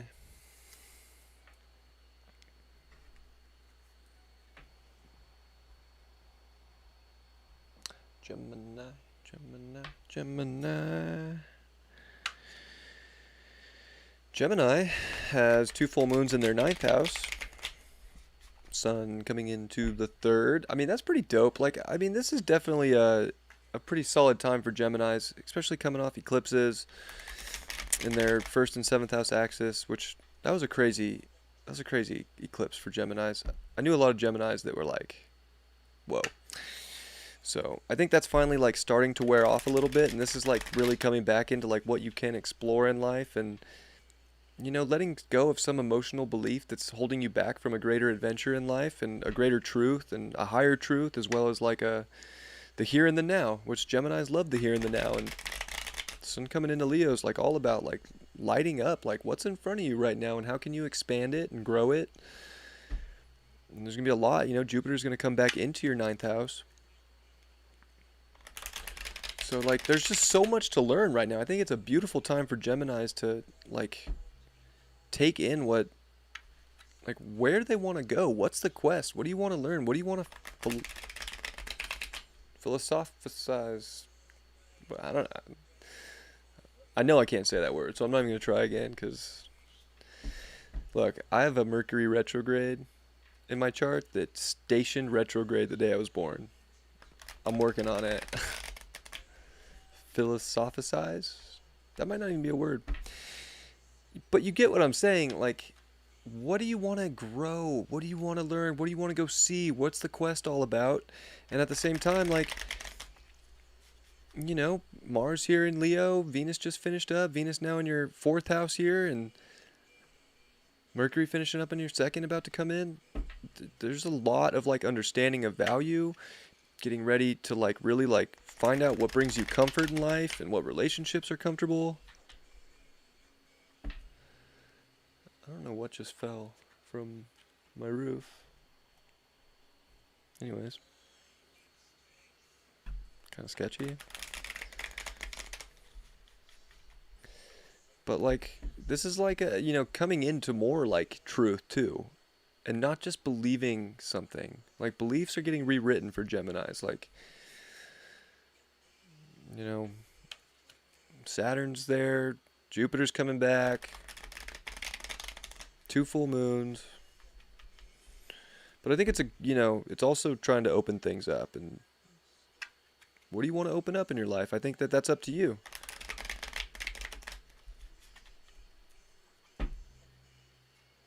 You don't have to stay in some story if you don't like the story. If it doesn't have some sort of like magic to it or some sort of amazing something. I think that's a beautiful time to change up for what you really do want to grow and expand, and it might be closer than you think with a lot of the stuff that happened and Mars and Venus meeting in your third house. 10 of coins, upright.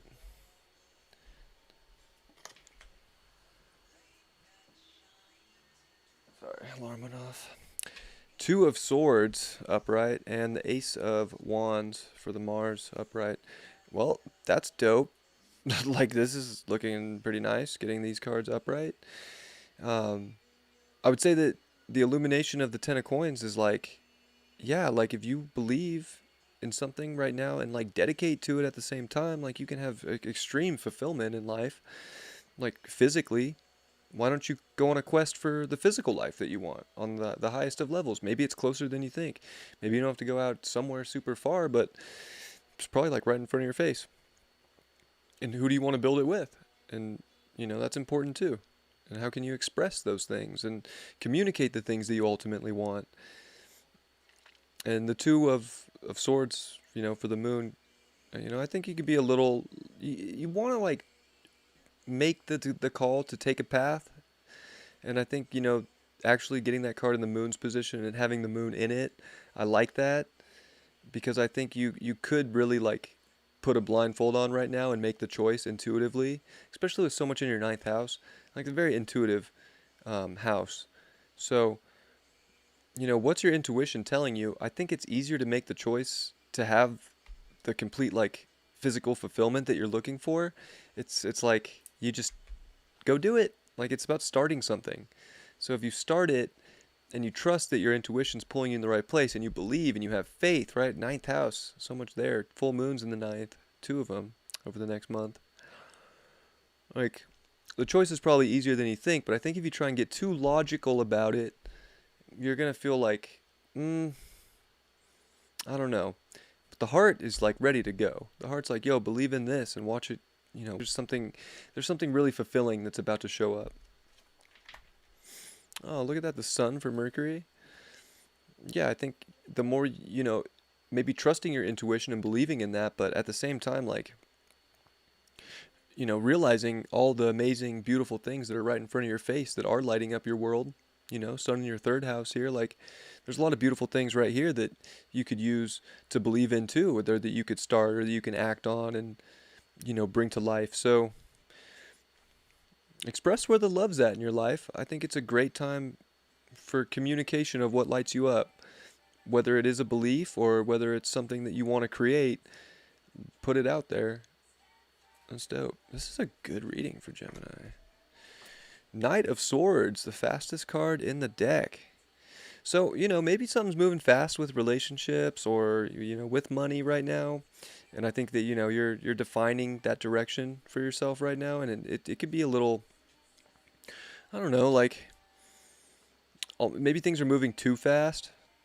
So, I don't know. But if the love's there and there just feels like something beautiful is about to come to life and, there really is this like even youthful happiness, like, and the intuition's helping you make a really big choice or, move in a direction that you believe in. Maybe you just got to move in that direction for love right now and almost like just go. Or even if it's physical stuff or things that make you feel good with that card, like, just do it, I guess. Like, maybe it's not about, I don't know, just do it. Like, I kind of got slowed down a second, but I don't know. These just seems like at this point, if love's showing up in your life, go get the ultimate. Like, these are just nice. Queen of Pentacles upright for Jupiter. Literally, if you want the best in life, go get the best. The more you believe in that you can have the best, the more you believe in the story that you can have the best, you can have the best. Put the work in your physical world. Be present in the here and now. Communicate how you're feeling, your truth, your heart, all those things. And it's like, that's the gift. Is like, yeah, I think Gemini's getting a huge payout. Geminis have gone through a lot recently. Like, that eclipse was gnarly. And I think you guys are about to see a lot of payout from that. 10 of Cups reversed for Saturn. So, there's always something in life that's going to try and ruin a good day, isn't there? And, it's usually Saturn. So Saturn, of course, in your ninth house. being like, well, are those beliefs realistic? Are those emotions that you want to have realistic for whatever it is? And are you sure you can just move in that direction? Is that responsible? I tell Saturn to fuck off. Straight up. I hate to see that card, the Ten of Cups, come out reverse for Saturn. Especially with the rest of the cards that came out. Like, don't not believe in yourself because is trying to tell you you can't have the best or you can't have the most emotional satisfaction and ultimate bliss of ecstatic happiness like in the world right now, because you can. And it's your job to understand that, and it's your job to put the work in needed to get there, and the abundance will show up when you do. Seven of Swords reversed. Yeah, if there's any secrets or anything, I think they're going to come to light, and I think be more understood if there was anything that was hidden. I think, you probably already knew intuitively anyways. So, I don't know. Just make sure you're being truthful, I think is a good overall. Like, really believe, be honest with what you believe in within yourself. Don't listen to what the outer world thinks about your beliefs. If they think it's a fairy tale or a fantasy, like, as long as you believe in it, like, there can be things, there can be big things that can happen, for sure. And that North Node's finishing up for the rest of this year. Sorry, I had to get a sip of water. Finishing up the rest of this year in your first house. I mean, you have to define a direction right now. So be real honest. With what direction you want to go in, and if you believe in that 100%, make it happen. Mars, Cancer, fourth house. Wow, that Mars is a little wrecked. Don't dig yourself a hole emotionally right now. Like, don't doubt yourself or, feel insecure. Like, you really want to, use your emotions, use how you're feeling to find some motivation to get out of a hole. Don't just get stuck down there. Mars does not want to be Cancer, fourth house, So you can get yourself stuck in a hole if you don't believe in yourself right now, and if you're just gonna sit at home and waste your energy on nothing. Don't do that. Like, this is action time for you, Gemini. It's action to go out, to quest, to learn, to grow, and yeah, I mean, focus on what's important in the home life. Focus on what's important right in front of you and how you're feeling, but you know, you want to get out of any hole. Like, I feel like Gemini's been in a hole, so it's like, get out of that hole. You know.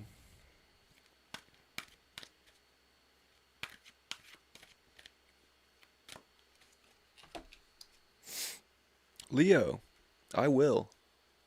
You sure will get out of that hole, and I think that this is where Geminis get out, and I think that this is where they channel a lot of their courage and a lot of drive and creative energy to make some really amazing things show up in their life. I think Geminis really deserve it right now.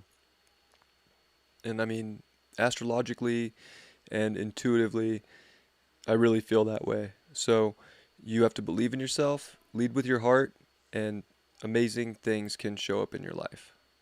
So I think that's very important. Again, the stream is garbage.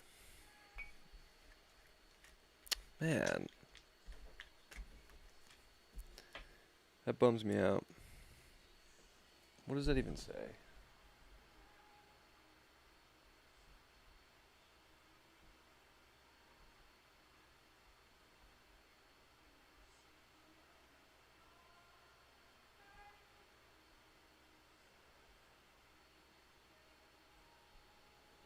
Hmm.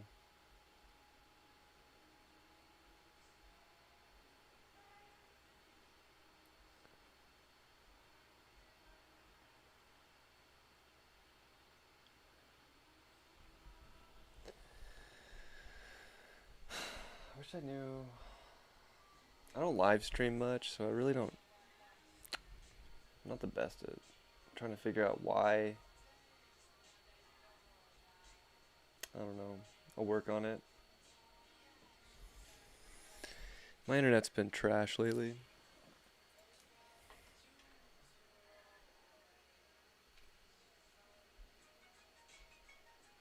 Is this still live?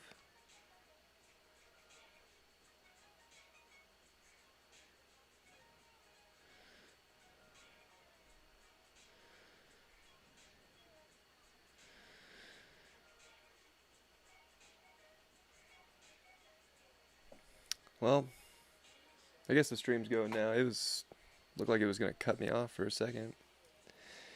All right, who's next? Leo. Happy birthdays, Leo. Happy birthday, Leo.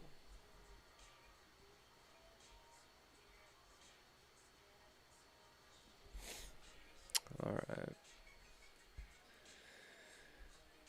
Birthday. Get the golden tarot. All right, Leo. Well, seventh house, full moon, two of them. Saturn in your seventh house, Jupiter coming back into your seventh house, Sun in your first, Mars in your first, Venus coming into your second. I mean, so much of this is dealing with people and that reflection in your life right now. It could be a lot of projection, a lot of dealing with heavy situations. I would say Saturn in your seventh is, getting serious about the right connections too. That, who's kind of on your team, and Jupiter's bringing a lot of people to the table. So you're, who's really with you creatively right now? Who's letting you still shine? Who's letting you be your authentic self? Two full moons is bringing, up a lot of that stuff, and definitely big relationship month and transits right now for Leo. And also a good time to, use that reflection, use that energy to still, pick a direction that you ultimately want to go for yourself. These last few days with Mars in Leo, it's super powerful time. Sun and Mars in Leo in your first house, like, go get it. Lions, rawr. And Venus is definitely bringing, some self-care, self-love, I think, into your second house. So, like, take care of yourself, too. Five of Cups. Nine of Coins. Two of Cups. Well, I think you could be feeling like a little, I don't know, it's coming into your season. I feel like Leos are going to be pumped that it's Leo season. I would hate to see a Leo in Leo season, feeling too down in the dumps or any sense of apathy. But you never know. And I think the Nine of Coins is saying, like, you don't have to, you don't have to be in some apathetic state. Like, it's time for you to really shine and to move. And who cares what other people think or what's going on? Like, if the relationship isn't there, it's not connected, like, this full moon's going to, illuminate that and bring that to attention. And that's how you can make, good changes in that situation that, you might ultimately need to bring you the comfort that you might be looking for. As well as, this Mars card getting the Two of Cups. Like, if you're not getting the ultimate, connection, if there isn't the ultimate vibe, it doesn't feel like twin-like or soulmate-like. It whatever, like, move on. I bet, Jupiter coming back into your seventh brings up, brings someone else into your life that's important. Or if you're in a relationship, like, maybe you're feeling a little let down right now. Maybe, the partner didn't show up the way you wanted them to, or who knows, maybe you didn't get the attention you were looking for. Venus, Mars was just in your first house. Could have been definitely looking for that attention. And, well, if you didn't get it, like, why not? Like, maybe, you have to ask yourself that too, or ask your partner. Nine of Coins, though, I mean, you want the payout for the work that you put in and what, made you feel good and where the great comfort is at in life. So it's in the great connections. It's just, you can't get down if you're not seeing them right now. Or if you are a little down, maybe it's that, amazing, person in your life and your lover or whatever that comes up and shows you that things aren't that bad.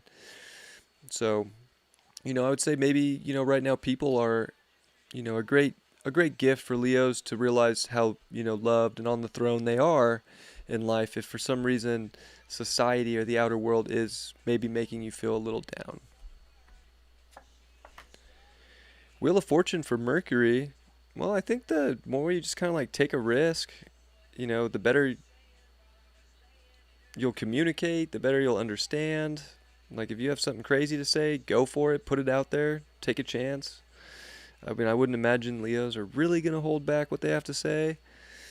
But I feel like, if there's something kind of risky on the table right now for Leos, like, just go for it. Say it. Oh, wow, Venus getting the Tower card. That's a trip. So you have Saturn, 2 full moons in your 7th house, Jupiter coming back into your 7th house, which will be there by the time we have the second full moon, of course. Wow. And Venus got the Tower card. Well, look, if relationships are having you look anything like this guy, and you're in one right now, but you emotionally desire this satisfaction and this, supportiveness and security, then you need to get out of that and get into this. Of course, the Two of Cups, like the great emotional connection between two people, the great merge of, like-minded souls and, the emotional depth of the connection. So, maybe this is a tower moment for Leos in relationships. Maybe you've been going through tower moments in relationships, and maybe this is where, you're feeling a little down and you come out of that and you get into a place of finding that proper connection that you need in your life right now. Yeah, I mean, it's a hell of a relationship transit. Ace of Cups is Jupiter. You know what? If you're going through a tower moment, if the relationship's not what it was, or even if you're single and you're looking for the soulmate and it's not showing up and you feel like relationships are just a tower moment in your life right now because they don't exist, whatever the change is in life that you need to make to have that great emotional connection, like, the gift is in just accepting the new journey, accepting that the change had to take place to feel better, and that's what's going to leave you overflowing, and that's what's going to leave you feeling amazing. So the abundance is in the emotional newness, I would say, of what else is out there or what it can be. Even if you're in a relationship, maybe a fight breaks out over these next couple months. And it's like, okay, are we going to fix this and like make changes for the love that we have, for the deep connection, and not just sit in despair and apathy and, get back into love, get back into our hearts and, move forward with the emotions that we know are abundant for us both, something like that. The Devil reversed for Saturn. So I would say Saturn, he's going to oppose your sun over the next 10 days. That's a big deal. But more than that even, like, it's time to break free from anything that's, of course, holding you back. I would say that, that's what's liberating. Like, that Devil card reversed with Saturn reminds me of like a Saturn retrograde, which Saturn is retrograde, but like in a birth chart, Saturn retrograde I look at as more of a Uranus, like where you just need to be an individual and liberate yourself and not be controlled. So if there's anything trying to control you, that's probably where the change needs to be made, and like that's where you got to step up and be a boss, and not just stay stuck in things that aren't, lighting you up and showing you the reflection of life and the reflection of love that you are putting out too. Ace of Coins reversed is the overall. I don't know. It seems like sometimes, you can't always just, just blow up everything, but it does kind of seem like relationships are in kind of a blow up moment, or they've been in a blow up moment. Maybe you're like a little worried about starting this maybe it's a new physical relationship. Maybe it's a new partnership. Maybe it's a new just group of people. Who knows? Like, I don't know. It just like, you don't want to shy away from the new stuff that's trying to come in, because it's clear that like reality and like your physical worth, your relationships are going through a change right now. So don't bind yourself to the old story. Don't stay in situations that have you down. Like, you can flip things around, but you have to like put the effort in to do it, I would say. Pluto, Gemini, 5th house. Fuck. If you're not feeling twin-like energy in your heart, it's time to tower moment it and bring the wrecking ball and blow it up.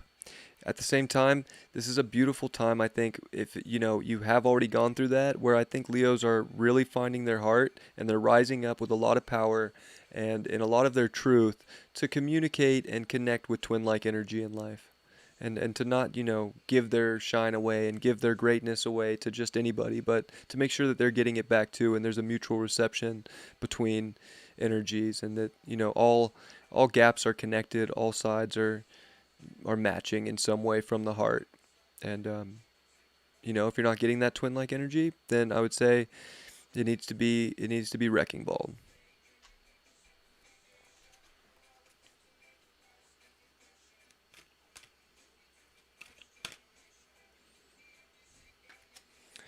One more black moon card.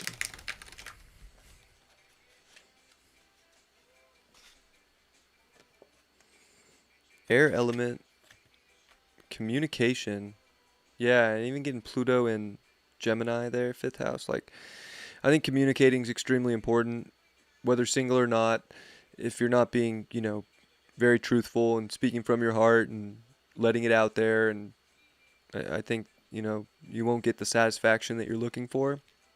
If anything's chaining you down, you got to liberate by putting it out there also. So definitely, don't hide the lion roar in these times. Like, you get to define too. It's your time to wear the crown. Of course, Leos, always wear their crown, but it is your birthday season. So happy birthday, and I hope if relationships have been wrecking balled, that at least at this point, you're finding that really great, amazing soul connection somewhere else.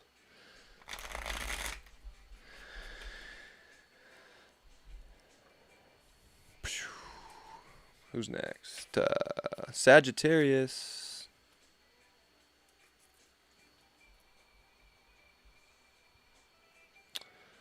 All right, Saggies. I'll use this deck. I haven't used this deck yet.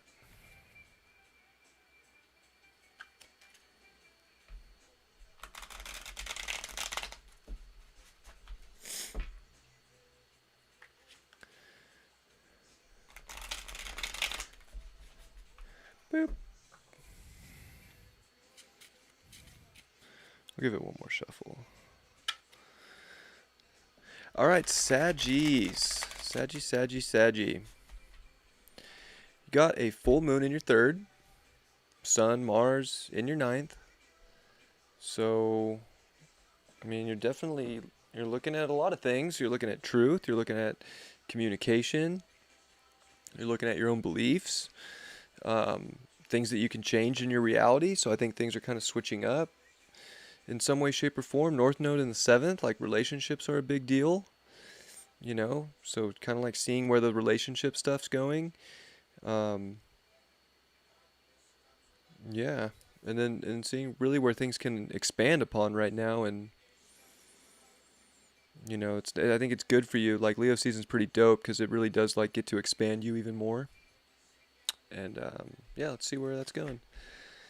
We have the Seven of Swords again from another deck. Jesus Christ, that's a crazy, because that was a different deck, and those came out. That's tripped me out. Okay, anyways. Page of Wands, Seven of Swords, Two of Swords, upright. All right. I think, again, truth is getting brought up big time, especially with two full moons here in Aquarius in your third house, and getting the Seven of Swords reverse. Like, you don't want to be bullshitted right now. Like, you need to pay attention. Make sure that there's just facts around things too. Like, look at things, investigate truth. Don't just take things at face value. I would say that's important. Get a little deeper, expand a little more for certain aspects in life, and definitely be honest with your own communication too. Don't hide nothing. Two of Swords for the moon again. That getting the moon, with that Two of Swords there, and having the moon in like a similar placement as the other deck. They are both Rider-Waite, versions of tarot, but again, I just can't help but feel like intuitively you probably know if you're getting bullshitted or not, or if, you're finding the truth that you're looking for. So I think that that kind of defines the path right now. And, you could probably put a blindfold on and intuitively pick the right direction. So you don't have to like really focus too much on what it looks like or anything like that. I think you know what is actually more truthful intuitively, and like really trusting that intuition is probably part of a great expansion. And probably the expansion, is important, especially with Jupiter coming back into your second house. I'm sorry, your third house. Um, really expanding upon truth big time, and putting it all out there.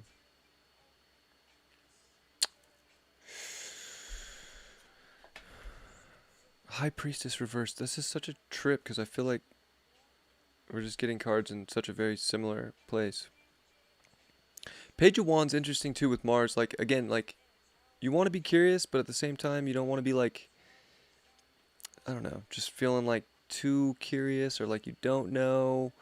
Like go, go in the direction of love, go in the direction of your intuition, go in the direction of creation right now. Be open to it, but at the same time, like keep an eye out. I just feel like gonna have to deal with something close to you not being truthful. And then the High Priestess reversed for the Mercury card is like you really have to trust your intuition. If you don't trust your intuition, you're gonna be lied to. Oh my God, the Tower card for this feels like deja vu. Okay, so the relationship's getting the Tower card just like Leo just got. So I mean, this is interesting for Sages because North Node is in your seventh house and relationships are important. I know a couple Sages that just got married, so I don't think, I know for a fact not every Sagittarius is going through some Tower moment with relationships, but at the same time, if you are, hiding that or hiding something of truth just to please something or someone or some people in life, I wouldn't do that. So if there need to be changes to feel better, I just think Sages need to be curious enough to take action to go and listen to their intuition, because their intuition's showing them where changes are already probably like either occurring or likely to occur. So I think at this point, you're just lying to yourself if you don't listen to your intuition, and at that point, a Tower moment may come. Or if you're in a Tower moment, it's time to just rewrite the story and trust your gut and stop lying that it's a Tower moment. Queen of Cups reversed for Jupiter.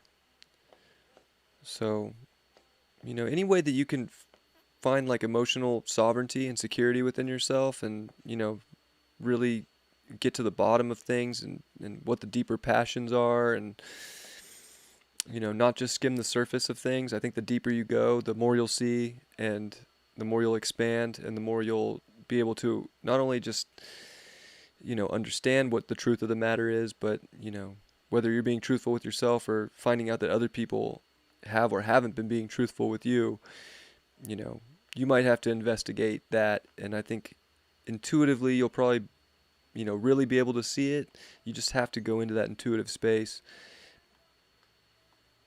So, I mean, if things are not putting you on your throne and you're feeling off balance internally, you got to do something about that, because that's where the gifts are.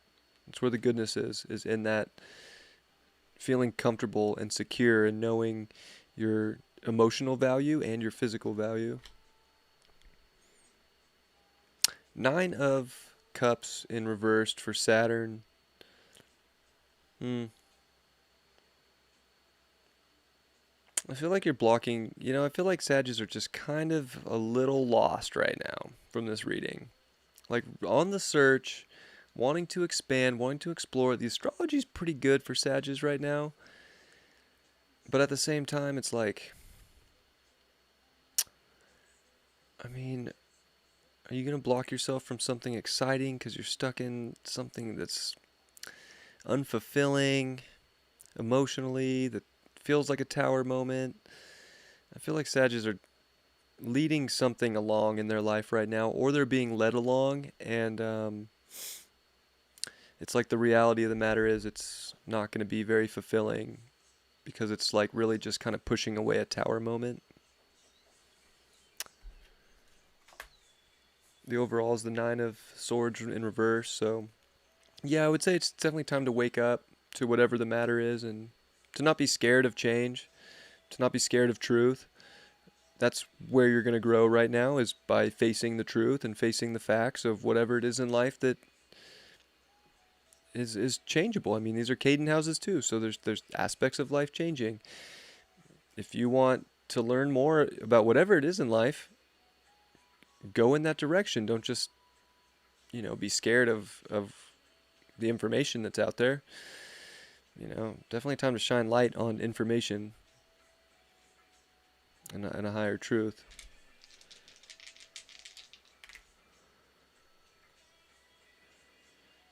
South Node, Virgo, ninth house. Well, I think if you just stay in some reality situation that you believe is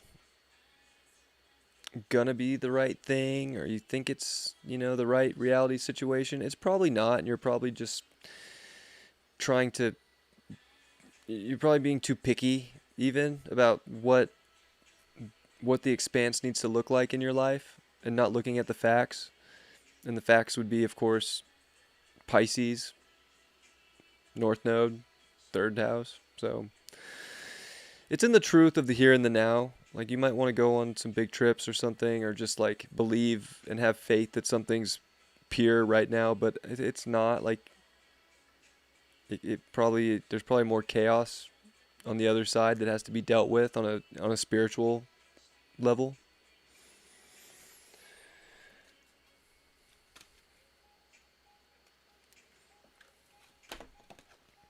Venus, love. Yeah, love. I mean, I hope that everything's working out with love. Lots going on with, eclipses in your seventh house, and then going through Cancer in your eighth. So, Mercury's still there too. And the Tower card for Venus spot came out. So just be truthful. If, like, whatever it is about love, whatever it is of the heart, just be truthful. Like, if you're just going to try and, like, fix something and believe that you can fix it, but it doesn't have, like, actual love fact behind it, like, do you really just want to sit in a tower moment for a love that isn't, like, pure? I don't know. Something to think about, depending on your situation, of course.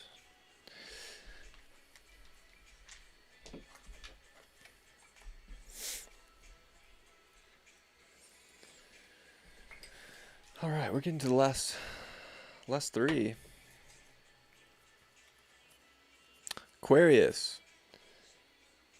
About time Aquarius is with their two full moons in their first.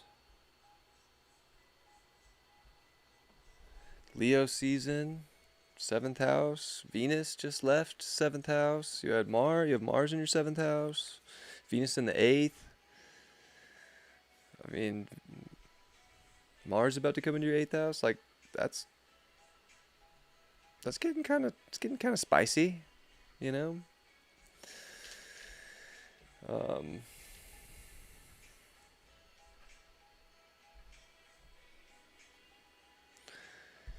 think Aquarius have to be really, they have so much in their first house. You've had so many big transits since Jupiter and Saturn came in December. Like, you're really learning to be the most authentic version of yourself, the most, like, who really are you, Aquarius? I think that's a big question that Aquariuses are asking themselves, is like, wow, who really am I?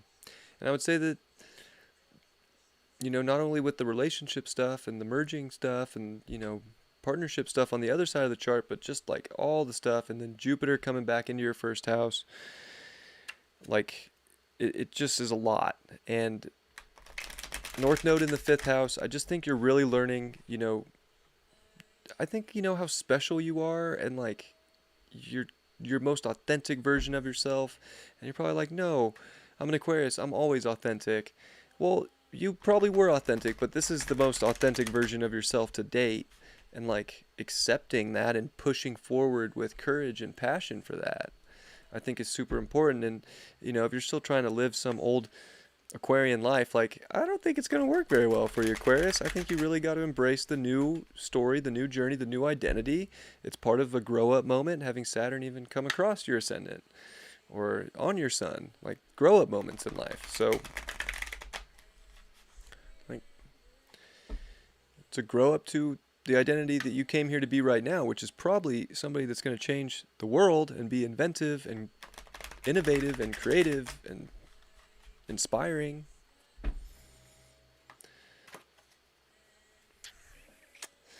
All right. The Sun reversed. Four of Wands reversed. 10 of Wands reversed. This is not a time to not shine. Like, I know you have the Sun in your 7th house. I get it. Like, there's definitely relationships, transits going on here. But at the same time, I think with all the stuff in the first and full moons, 2 of them in your first house, like, it's pretty important for you to shine. It's pretty important for you to define and to create and to like listen to your impulses and to not be afraid to act for things and to not be afraid to like shine this new light on the world. And with the 4 of Wands reversed, it's almost like people are, I don't know, are you worried that people aren't going to want to like party with you, or people aren't going to think you're cool or edgy or exciting? Like, I don't know, like, don't worry about what other people think of you right now. Like, if you're almost like, especially with the eclipses that happen in your 5th house, like Aquariuses are not only learning how to be Aquariuses, they're learning how to be more like Leos. They're learning how to not give an F about what people think about them and just be authentic and be completely, true and individual. So don't worry if people are trying to rain on your parade right now. Like, it's your parade. Like, this is a lot about what you identify with and what you want to move forward with. And yes, you want to balance that out with other people and create good situations and winning situations. Like, I know Aquariuses want everybody to kind of win in the end. But, like, don't forget about your special destiny, too, and, like, your special place right now. And the 10 of Wands reversed for Mars is, like, literally you're dropping old stories so that you can be, like, an upgraded, like, alien upgrade. Alien upgrade. Aquarius, like, reboot in process. And then Pluto's coming in to 2023, and then for real in 2024. Like, you can start dropping the old story now of whatever it was, whether it's relationships or some form of identification. Like, if you feel like there's a change in life taking place, it did, and don't hold on to something. Just be more in your heart. Just go with where the universe is taking you. Initiate from that place, and just stop worrying if people are going to like you or if you're going to fit into the group. Like, that's where the South Node is, in your 11th house of Sag. Like, don't fucking worry about what the group is doing. This is you. This is you time. And this is saying the same thing. Mercury, Temperance, I think you still want to be smart and see the beautiful things and see all the goodness that life can bring, and don't get too worked up in your own mind. Be a little patient.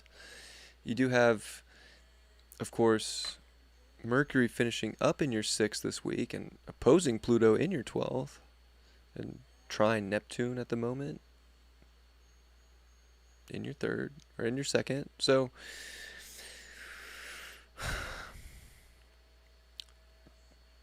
don't doubt yourself mentally. I think the more that you realize how beautiful, how amazing, how talented, and the capacity of which you can channel and create right now is actually growing, it's one of the greatest gifts. Like, I think you have to really believe in yourself, and the more you believe in yourself also, the more beautiful, you'll understand things are. And like not doubting and like not rushing things either. Like, I don't feel like you have to rush anything right now. I just think you have to be truly authentically you. Like the more you are, the better you're going to feel. And these full moons are going to bring it out. King of Wands upright for Venus. Yeah, define your relationships. Define them based on what you know is beautiful in your life right now. Don't just hold on to old weight or keep doing old shit that you don't enjoy. Define from your heart. Sit on the crown. Sit on the crown. Sit on the throne. Wear your crown. I wouldn't sit on the crown. Lead with your heart. If relationships are not burning with love and they're not letting you be truly authentically yourself, that's something to look at. If they are, they're money. They're there. They're solid. And I think more importantly, just, your own self-love needs to be on a high level and burning passionately right now. So you're not tripping about if other people want to hang out or party. Like, you're just going to do what you want to do because that's what you're going to do. So the moon reversed for Jupiter. Jupiter, I swear, has been getting like all reverse cards for everybody. It's still, even if it's reversed, it's like, you got to trust your intuition. You got to believe that change is good. Like, Aquariuses don't want to be like everybody else. Like, if you need to change to be more authentic to yourself, if you're feeling a pull there, like, go. Define the direction. Define what you want to, do something super creative. Do something fun. I don't think, like, you want to shy away from change right now. I think change is the greatest abundance ever. Like,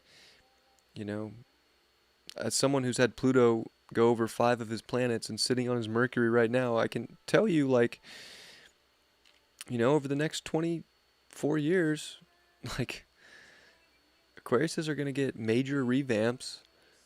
Like, it's crazy when Pluto crosses over your stuff.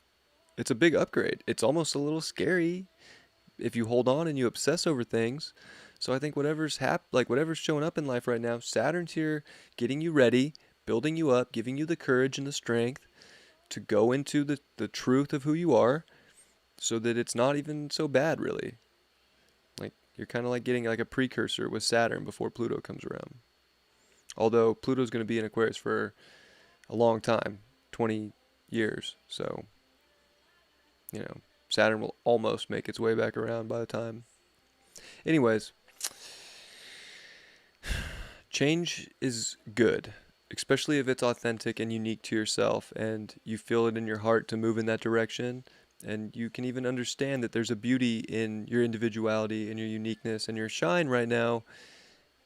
That's what's up. And, with Venus coming into your 8th house of Virgo here, like, I think it's important to, like, make sure that relationships have that, like, King of Wands energy. They're very defined. They're very passionate. Their love is burning bright and strong, and it's extremely creative and fun, and it knows what it's doing. So, like, make sure your relationships are on a match of that identification, and I think you'll understand and see a lot of the beauty and not have to worry about other people taking your shine away. I feel like Aquariuses are a little worried about that. The devil reversed again. Yeah, break out. Like, liberate yourself from whatever's holding you back or whatever's limiting you from making changes in your life or having relationships that you want or defining the path that you want. Like, stop keeping yourself locked in some strange situation. Page of Swords, upright. Keep being curious about the journey, about what you can define, about what you understand. And, like, don't worry so much. Like, there's a cow jumping over this guy's head. Like, just believe in yourself. Just, if you define your direction, you'll be fine. You don't have to worry about what other people think or if other people think it's possible or not. Like, you're going to create and innovate a way to make it happen.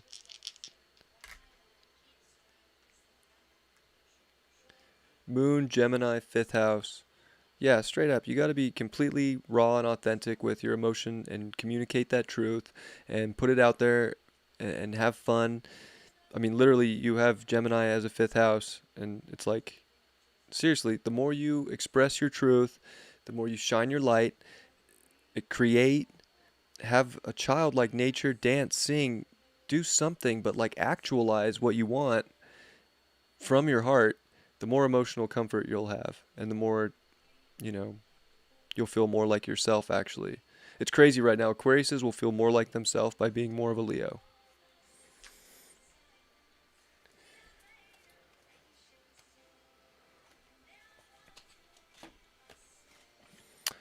Virgo, I analyze. Also purify.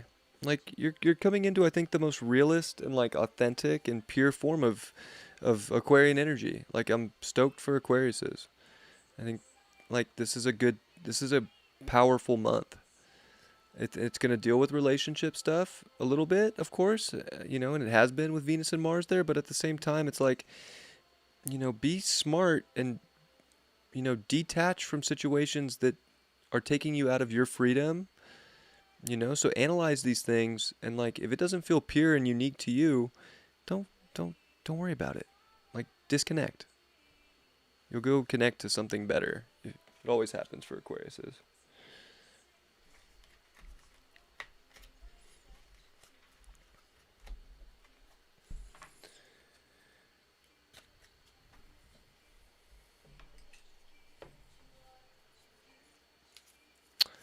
Cancers. It's not your birthday anymore, Cancer. Happy birthday to all the Cancers, though. We use this deck for the Cancers. Well, Cancer, you have an Aquarius 8th house.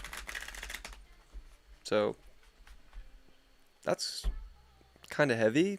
2 full moons in your 8th house. 8th house full moons for me have always been some of the most intense, for sure.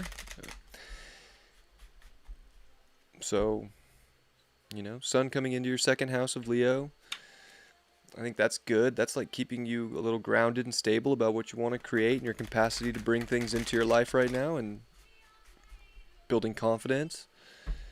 But with Jupiter coming back into your 8th and Saturn there and all the relationship stuff you've had in the past with Capricorn and like this is a big moment of like, are you actually merging with the energy that you really want to be with right now? Are you actually deeply emotionally connected to it? And is it real this time?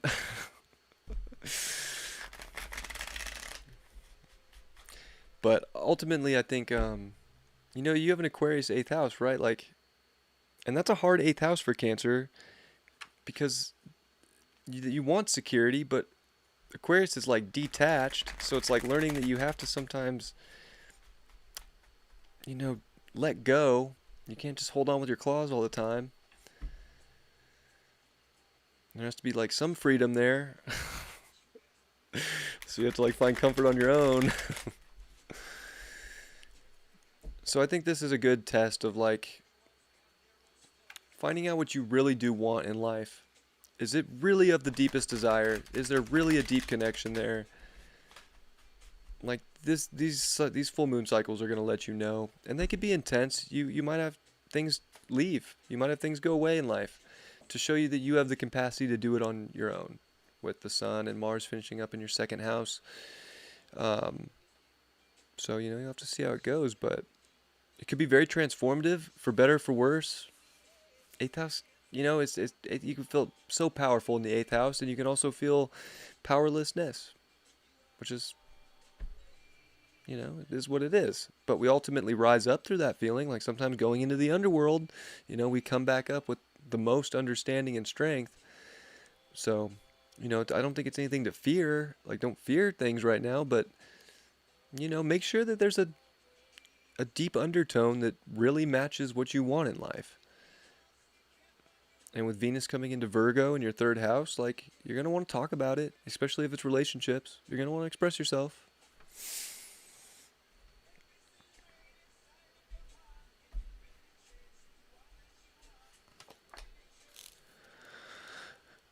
Knight of Swords, dope.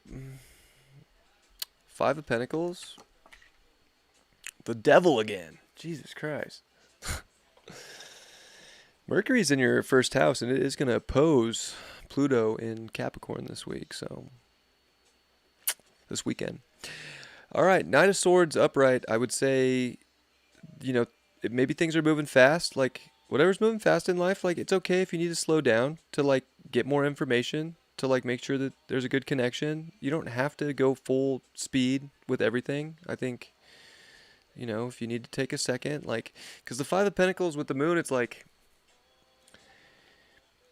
I feel like the Cancers are like a little sensitive. Like, oh gosh, I've had my reality shattered so many times with relationships and merging with people and getting deeper, and it never just doesn't seem to work out for me. So you could be feeling like it just can't work out. So it's like, don't just rush in, pay attention, like get to the bottom of it, like talk about these things. And I think with this Mars card getting the Devil, like make sure you're not dating the devil this time. Like fuck. Capricorn is your seventh house, right? But like seriously, like make sure there's a deeper foundation to things. If it's just materialistic or superficial, is that really what you desire right now, or do you desire something more? And I think you're kind of, investigating that and getting deeper in there and like, okay, like I I might know what I want, but if you're moving too fast, you might end up a little let down because you got with the devil again. Just being real. The Hierophant reversed. I don't know. It's like maybe you want like something real stable that, seems like a solid, thing in your life. And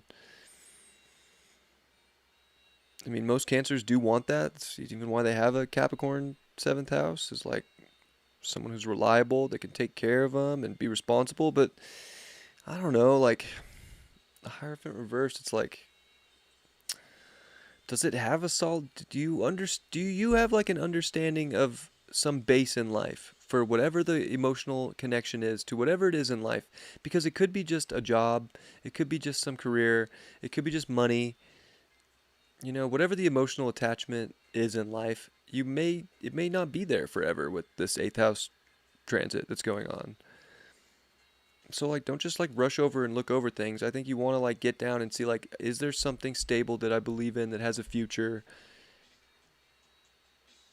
If it doesn't, how much energy and how much, passion do you really want to put in it? How much resources do you really want to put into it? Especially with the eighth house. So something to consider. But I think, with Mars finishing up in your second and coming into your third and Venus in your third, like you're gonna get the facts straight. So I would say like right now, just don't like rush if you don't have the facts straight. Like get the facts straight so that they make sense. If there's like a deep merge here, or if you're just wasting your energy on something, I don't know. King of Cups reversed for the Venus card. Yeah, I don't know. Gosh, I can't get away from relationship stuff with Cancers right now. Like, and then the King of Cups.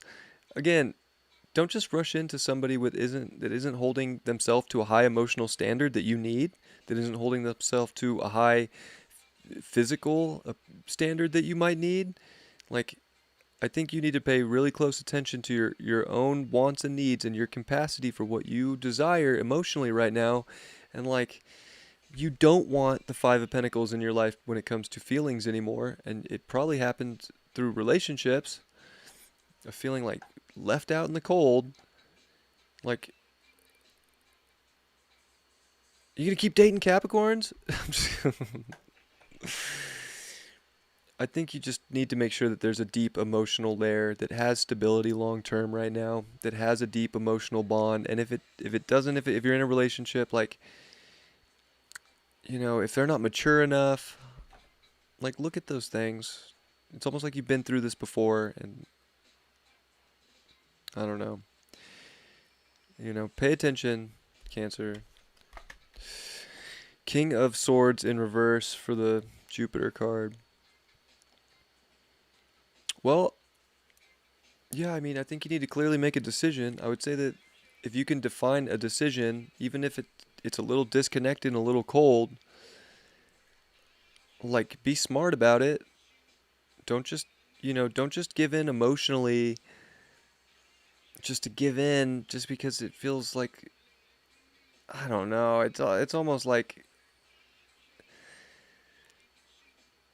I feel like cancers are doing something weird right now where they're getting back in a situation that they've already gone through that sucked, and they're like kind of setting themselves up for it again, and they already know it's not going to work out the way they want. And like the gift that Jupiter would give is to just like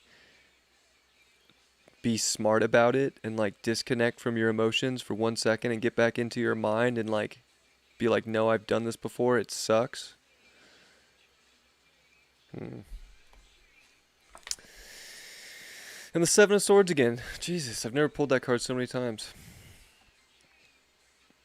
So, again, like, don't lie to yourself if you're not getting the emotional satisfaction that you really desire, or if you're not getting the integrity from somebody that you desire, or you're not getting the maturity from someone that you desire, or you're not showing up with that in your own life for the things that you want to make come true in your life, or even your own sense of power within yourself.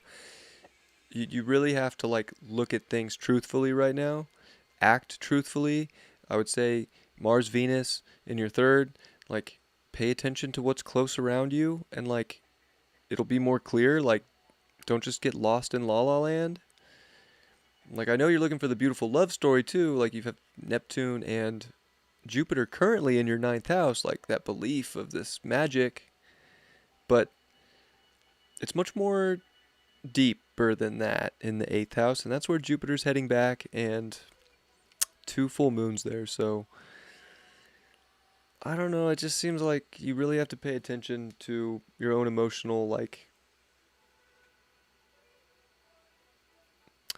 habits of connecting and getting into things and merging with people just because you think there's some outer persona that's showing that it's going to show up and be mature and be there for you and reliable and show up every day, but it never does. So I think it's important to pay attention. 5 of Wands reversed. Hmm.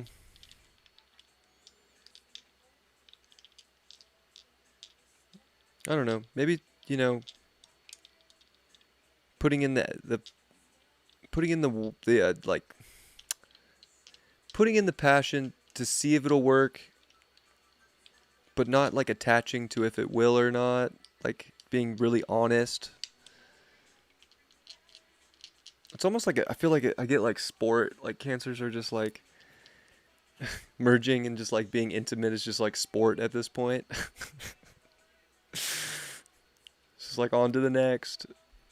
If you want the deep connection and you want it to stay around, you gotta stop treating it like a sport.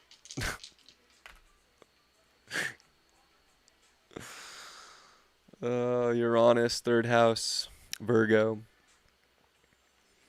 Yeah, I think you need to be really straightforward and practical and truthful in the craziest of ways and like tell it how it is. Are you getting what you want met? Are you getting what you need met? Is the relationship fitting into your reality? Is it not? Like I feel like a lot of it's about relationships in this reading for Cancer. I'm sorry, but I can't help it. But I also think like it's important to really just express, like take emotion out of it, put your truth out there in the most liberated way, because that's what's gonna, get the message across, and that's what's gonna make things, make more sense. That's what's gonna make things more practical. So it's kind of like reality's getting shaken up too, like in a very mental way. What do we get for this card?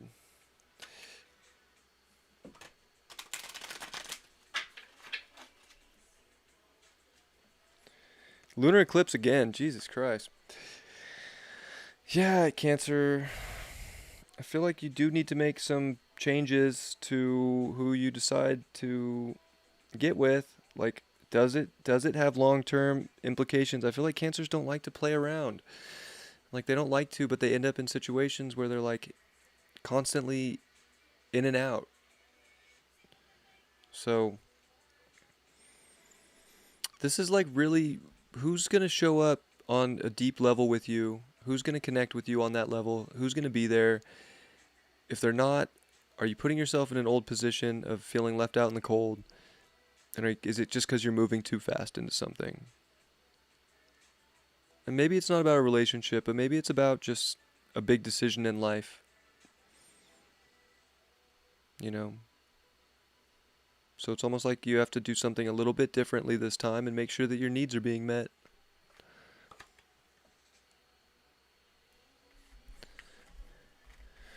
Who's last? Taurus.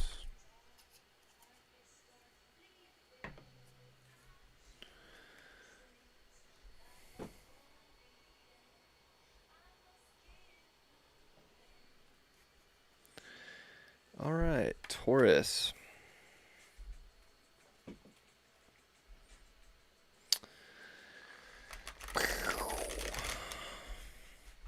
Is anybody still watching this show? Oh yeah, some people are still here. Cool. Much love. I appreciate you guys hanging out with me so much.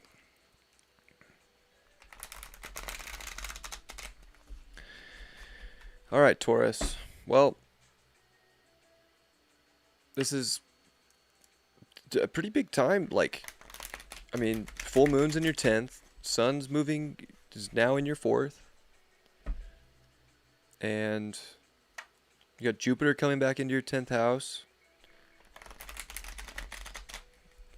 I mean, this is a big time, like, where you're really dedicating to something. You're really, like, taking a grow up moment to move forward with what you really want, whether it's legacy, career, job.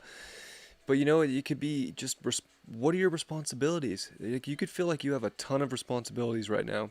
And I think it's going to be important to not let those things bury you and to not overwork yourself so that you're not giving yourself the attention and love that you need, or you're just constantly like putting on a mask in life right now.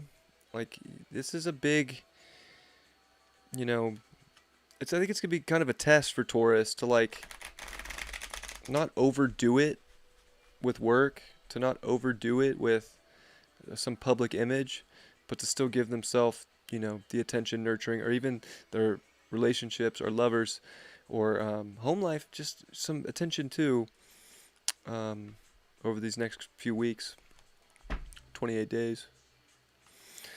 It's a lot. And then even Jupiter just being back here with Saturn, like, I think you can accomplish so many things. I mean, I think it's a great time for like taking on new responsibilities and having public prestige, but you know,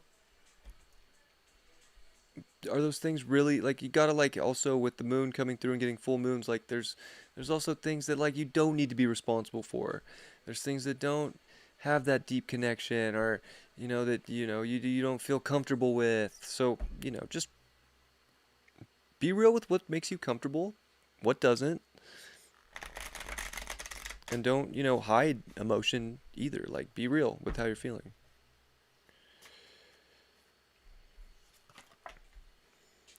Three of Wands reversed. Two of Wands reversed. Eight of Wands reversed. Well, I think, you know, Tauruses are kind of at a place right now where they think they can conquer the world. And, like, they gotta remember that they need to follow their heart, for one. And, like, to make choices based on a more of a heart space place, instead of just like, I can go out and make everything happen in the world right now. Yeah, you can. You can make a lot happen. But if you don't have some foundation within yourself, and if it doesn't feel like it's taking you towards a happy place in life, or to love, or, you know, how fulfilling will it really be? And I think these cards are asking that question. Like, sure, you could look out into the expanse and conquer the world right now, but like, you have to ask the question, like, is it what you really want to do? or is it what you think you have to do? Wheel of Fortune reversed. Oh, that's I don't know why I read that Wheel of Fortune, but Three of Swords. So Three of Swords reversed. I don't know. I feel like it's like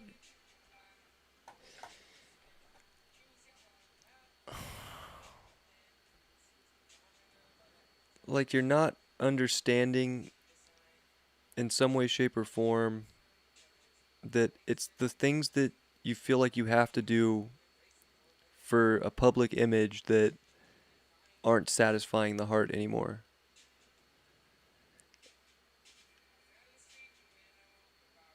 And that can cause like some mental like anxiety stuff for sure. Like a lot of the 10th house can cause a lot of like guilt or even suppression. So I think you have to realize that like you have to deal with personal stuff too and understand the personal stuff in your life and not let the weight of the world be too much even if you want all of that. Like get back into what doesn't make you feel a little like empty within yourself. 10 of Wands for Venus. Well, maybe in relationships you feel like you're carrying all the weight and that's where the responsibility lies, or maybe just in your life right now you feel like you got to carry a big burden to get the money or to get certain things and or the prestige that you're looking for. So I would say it's not like you don't have to carry all the weight. Like if it's hurting your back, take care of yourself. You know? And I know Taurus is like, I can do it. Might take me all day, but I can do it.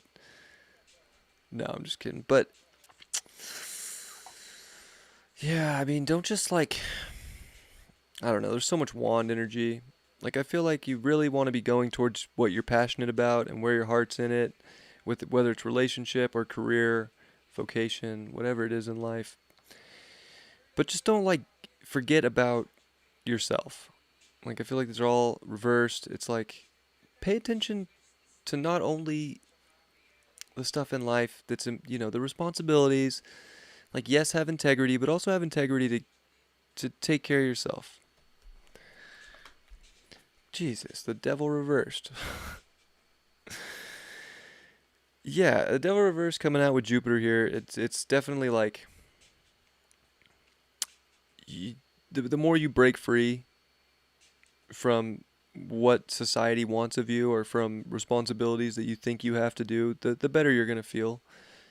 Like, yeah, there's definitely important things. Go after the ones that light you up the most, that you feel the most creative in. If you feel creative and you're doing what you love, fuck yeah.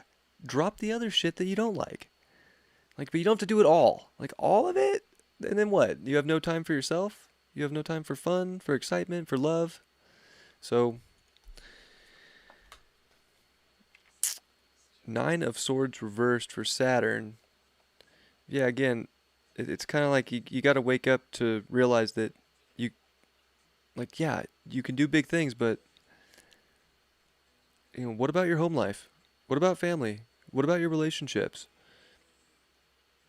Like, are they, like, haunting you in the background? Like, everybody wants something from me, but I have to do all this other stuff. You know? So I would say it would be important to dedicate to the stuff that might be keeping you up at night.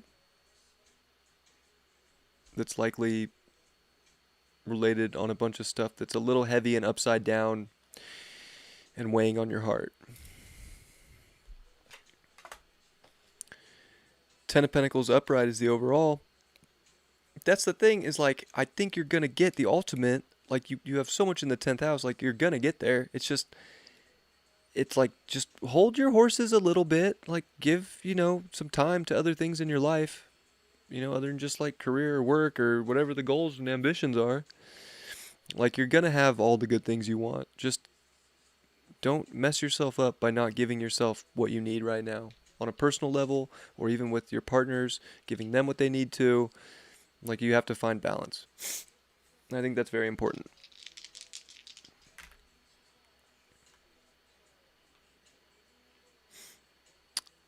Venus, 7th house, Capricorn.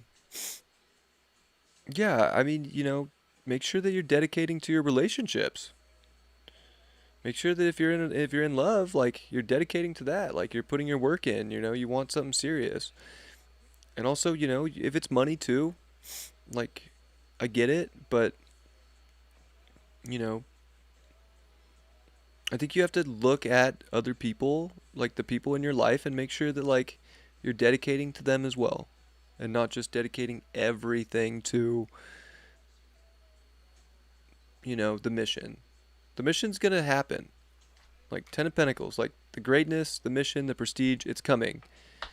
But I feel like right now these full moons are like, you're gonna have to take a little break. What do we get with one of these? I'm just gonna pick a random card from the middle. Saturn return again. Yeah, you know what? Things take time.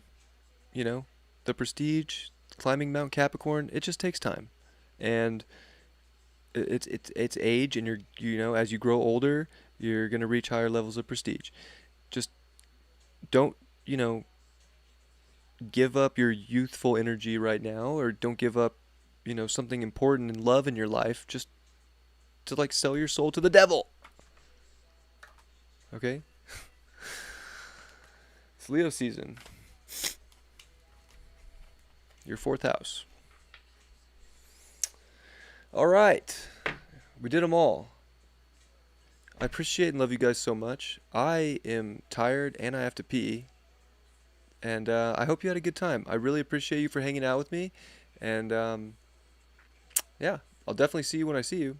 And yeah. I'm such a nerd sometimes. All right, I'll talk to you soon. Peace.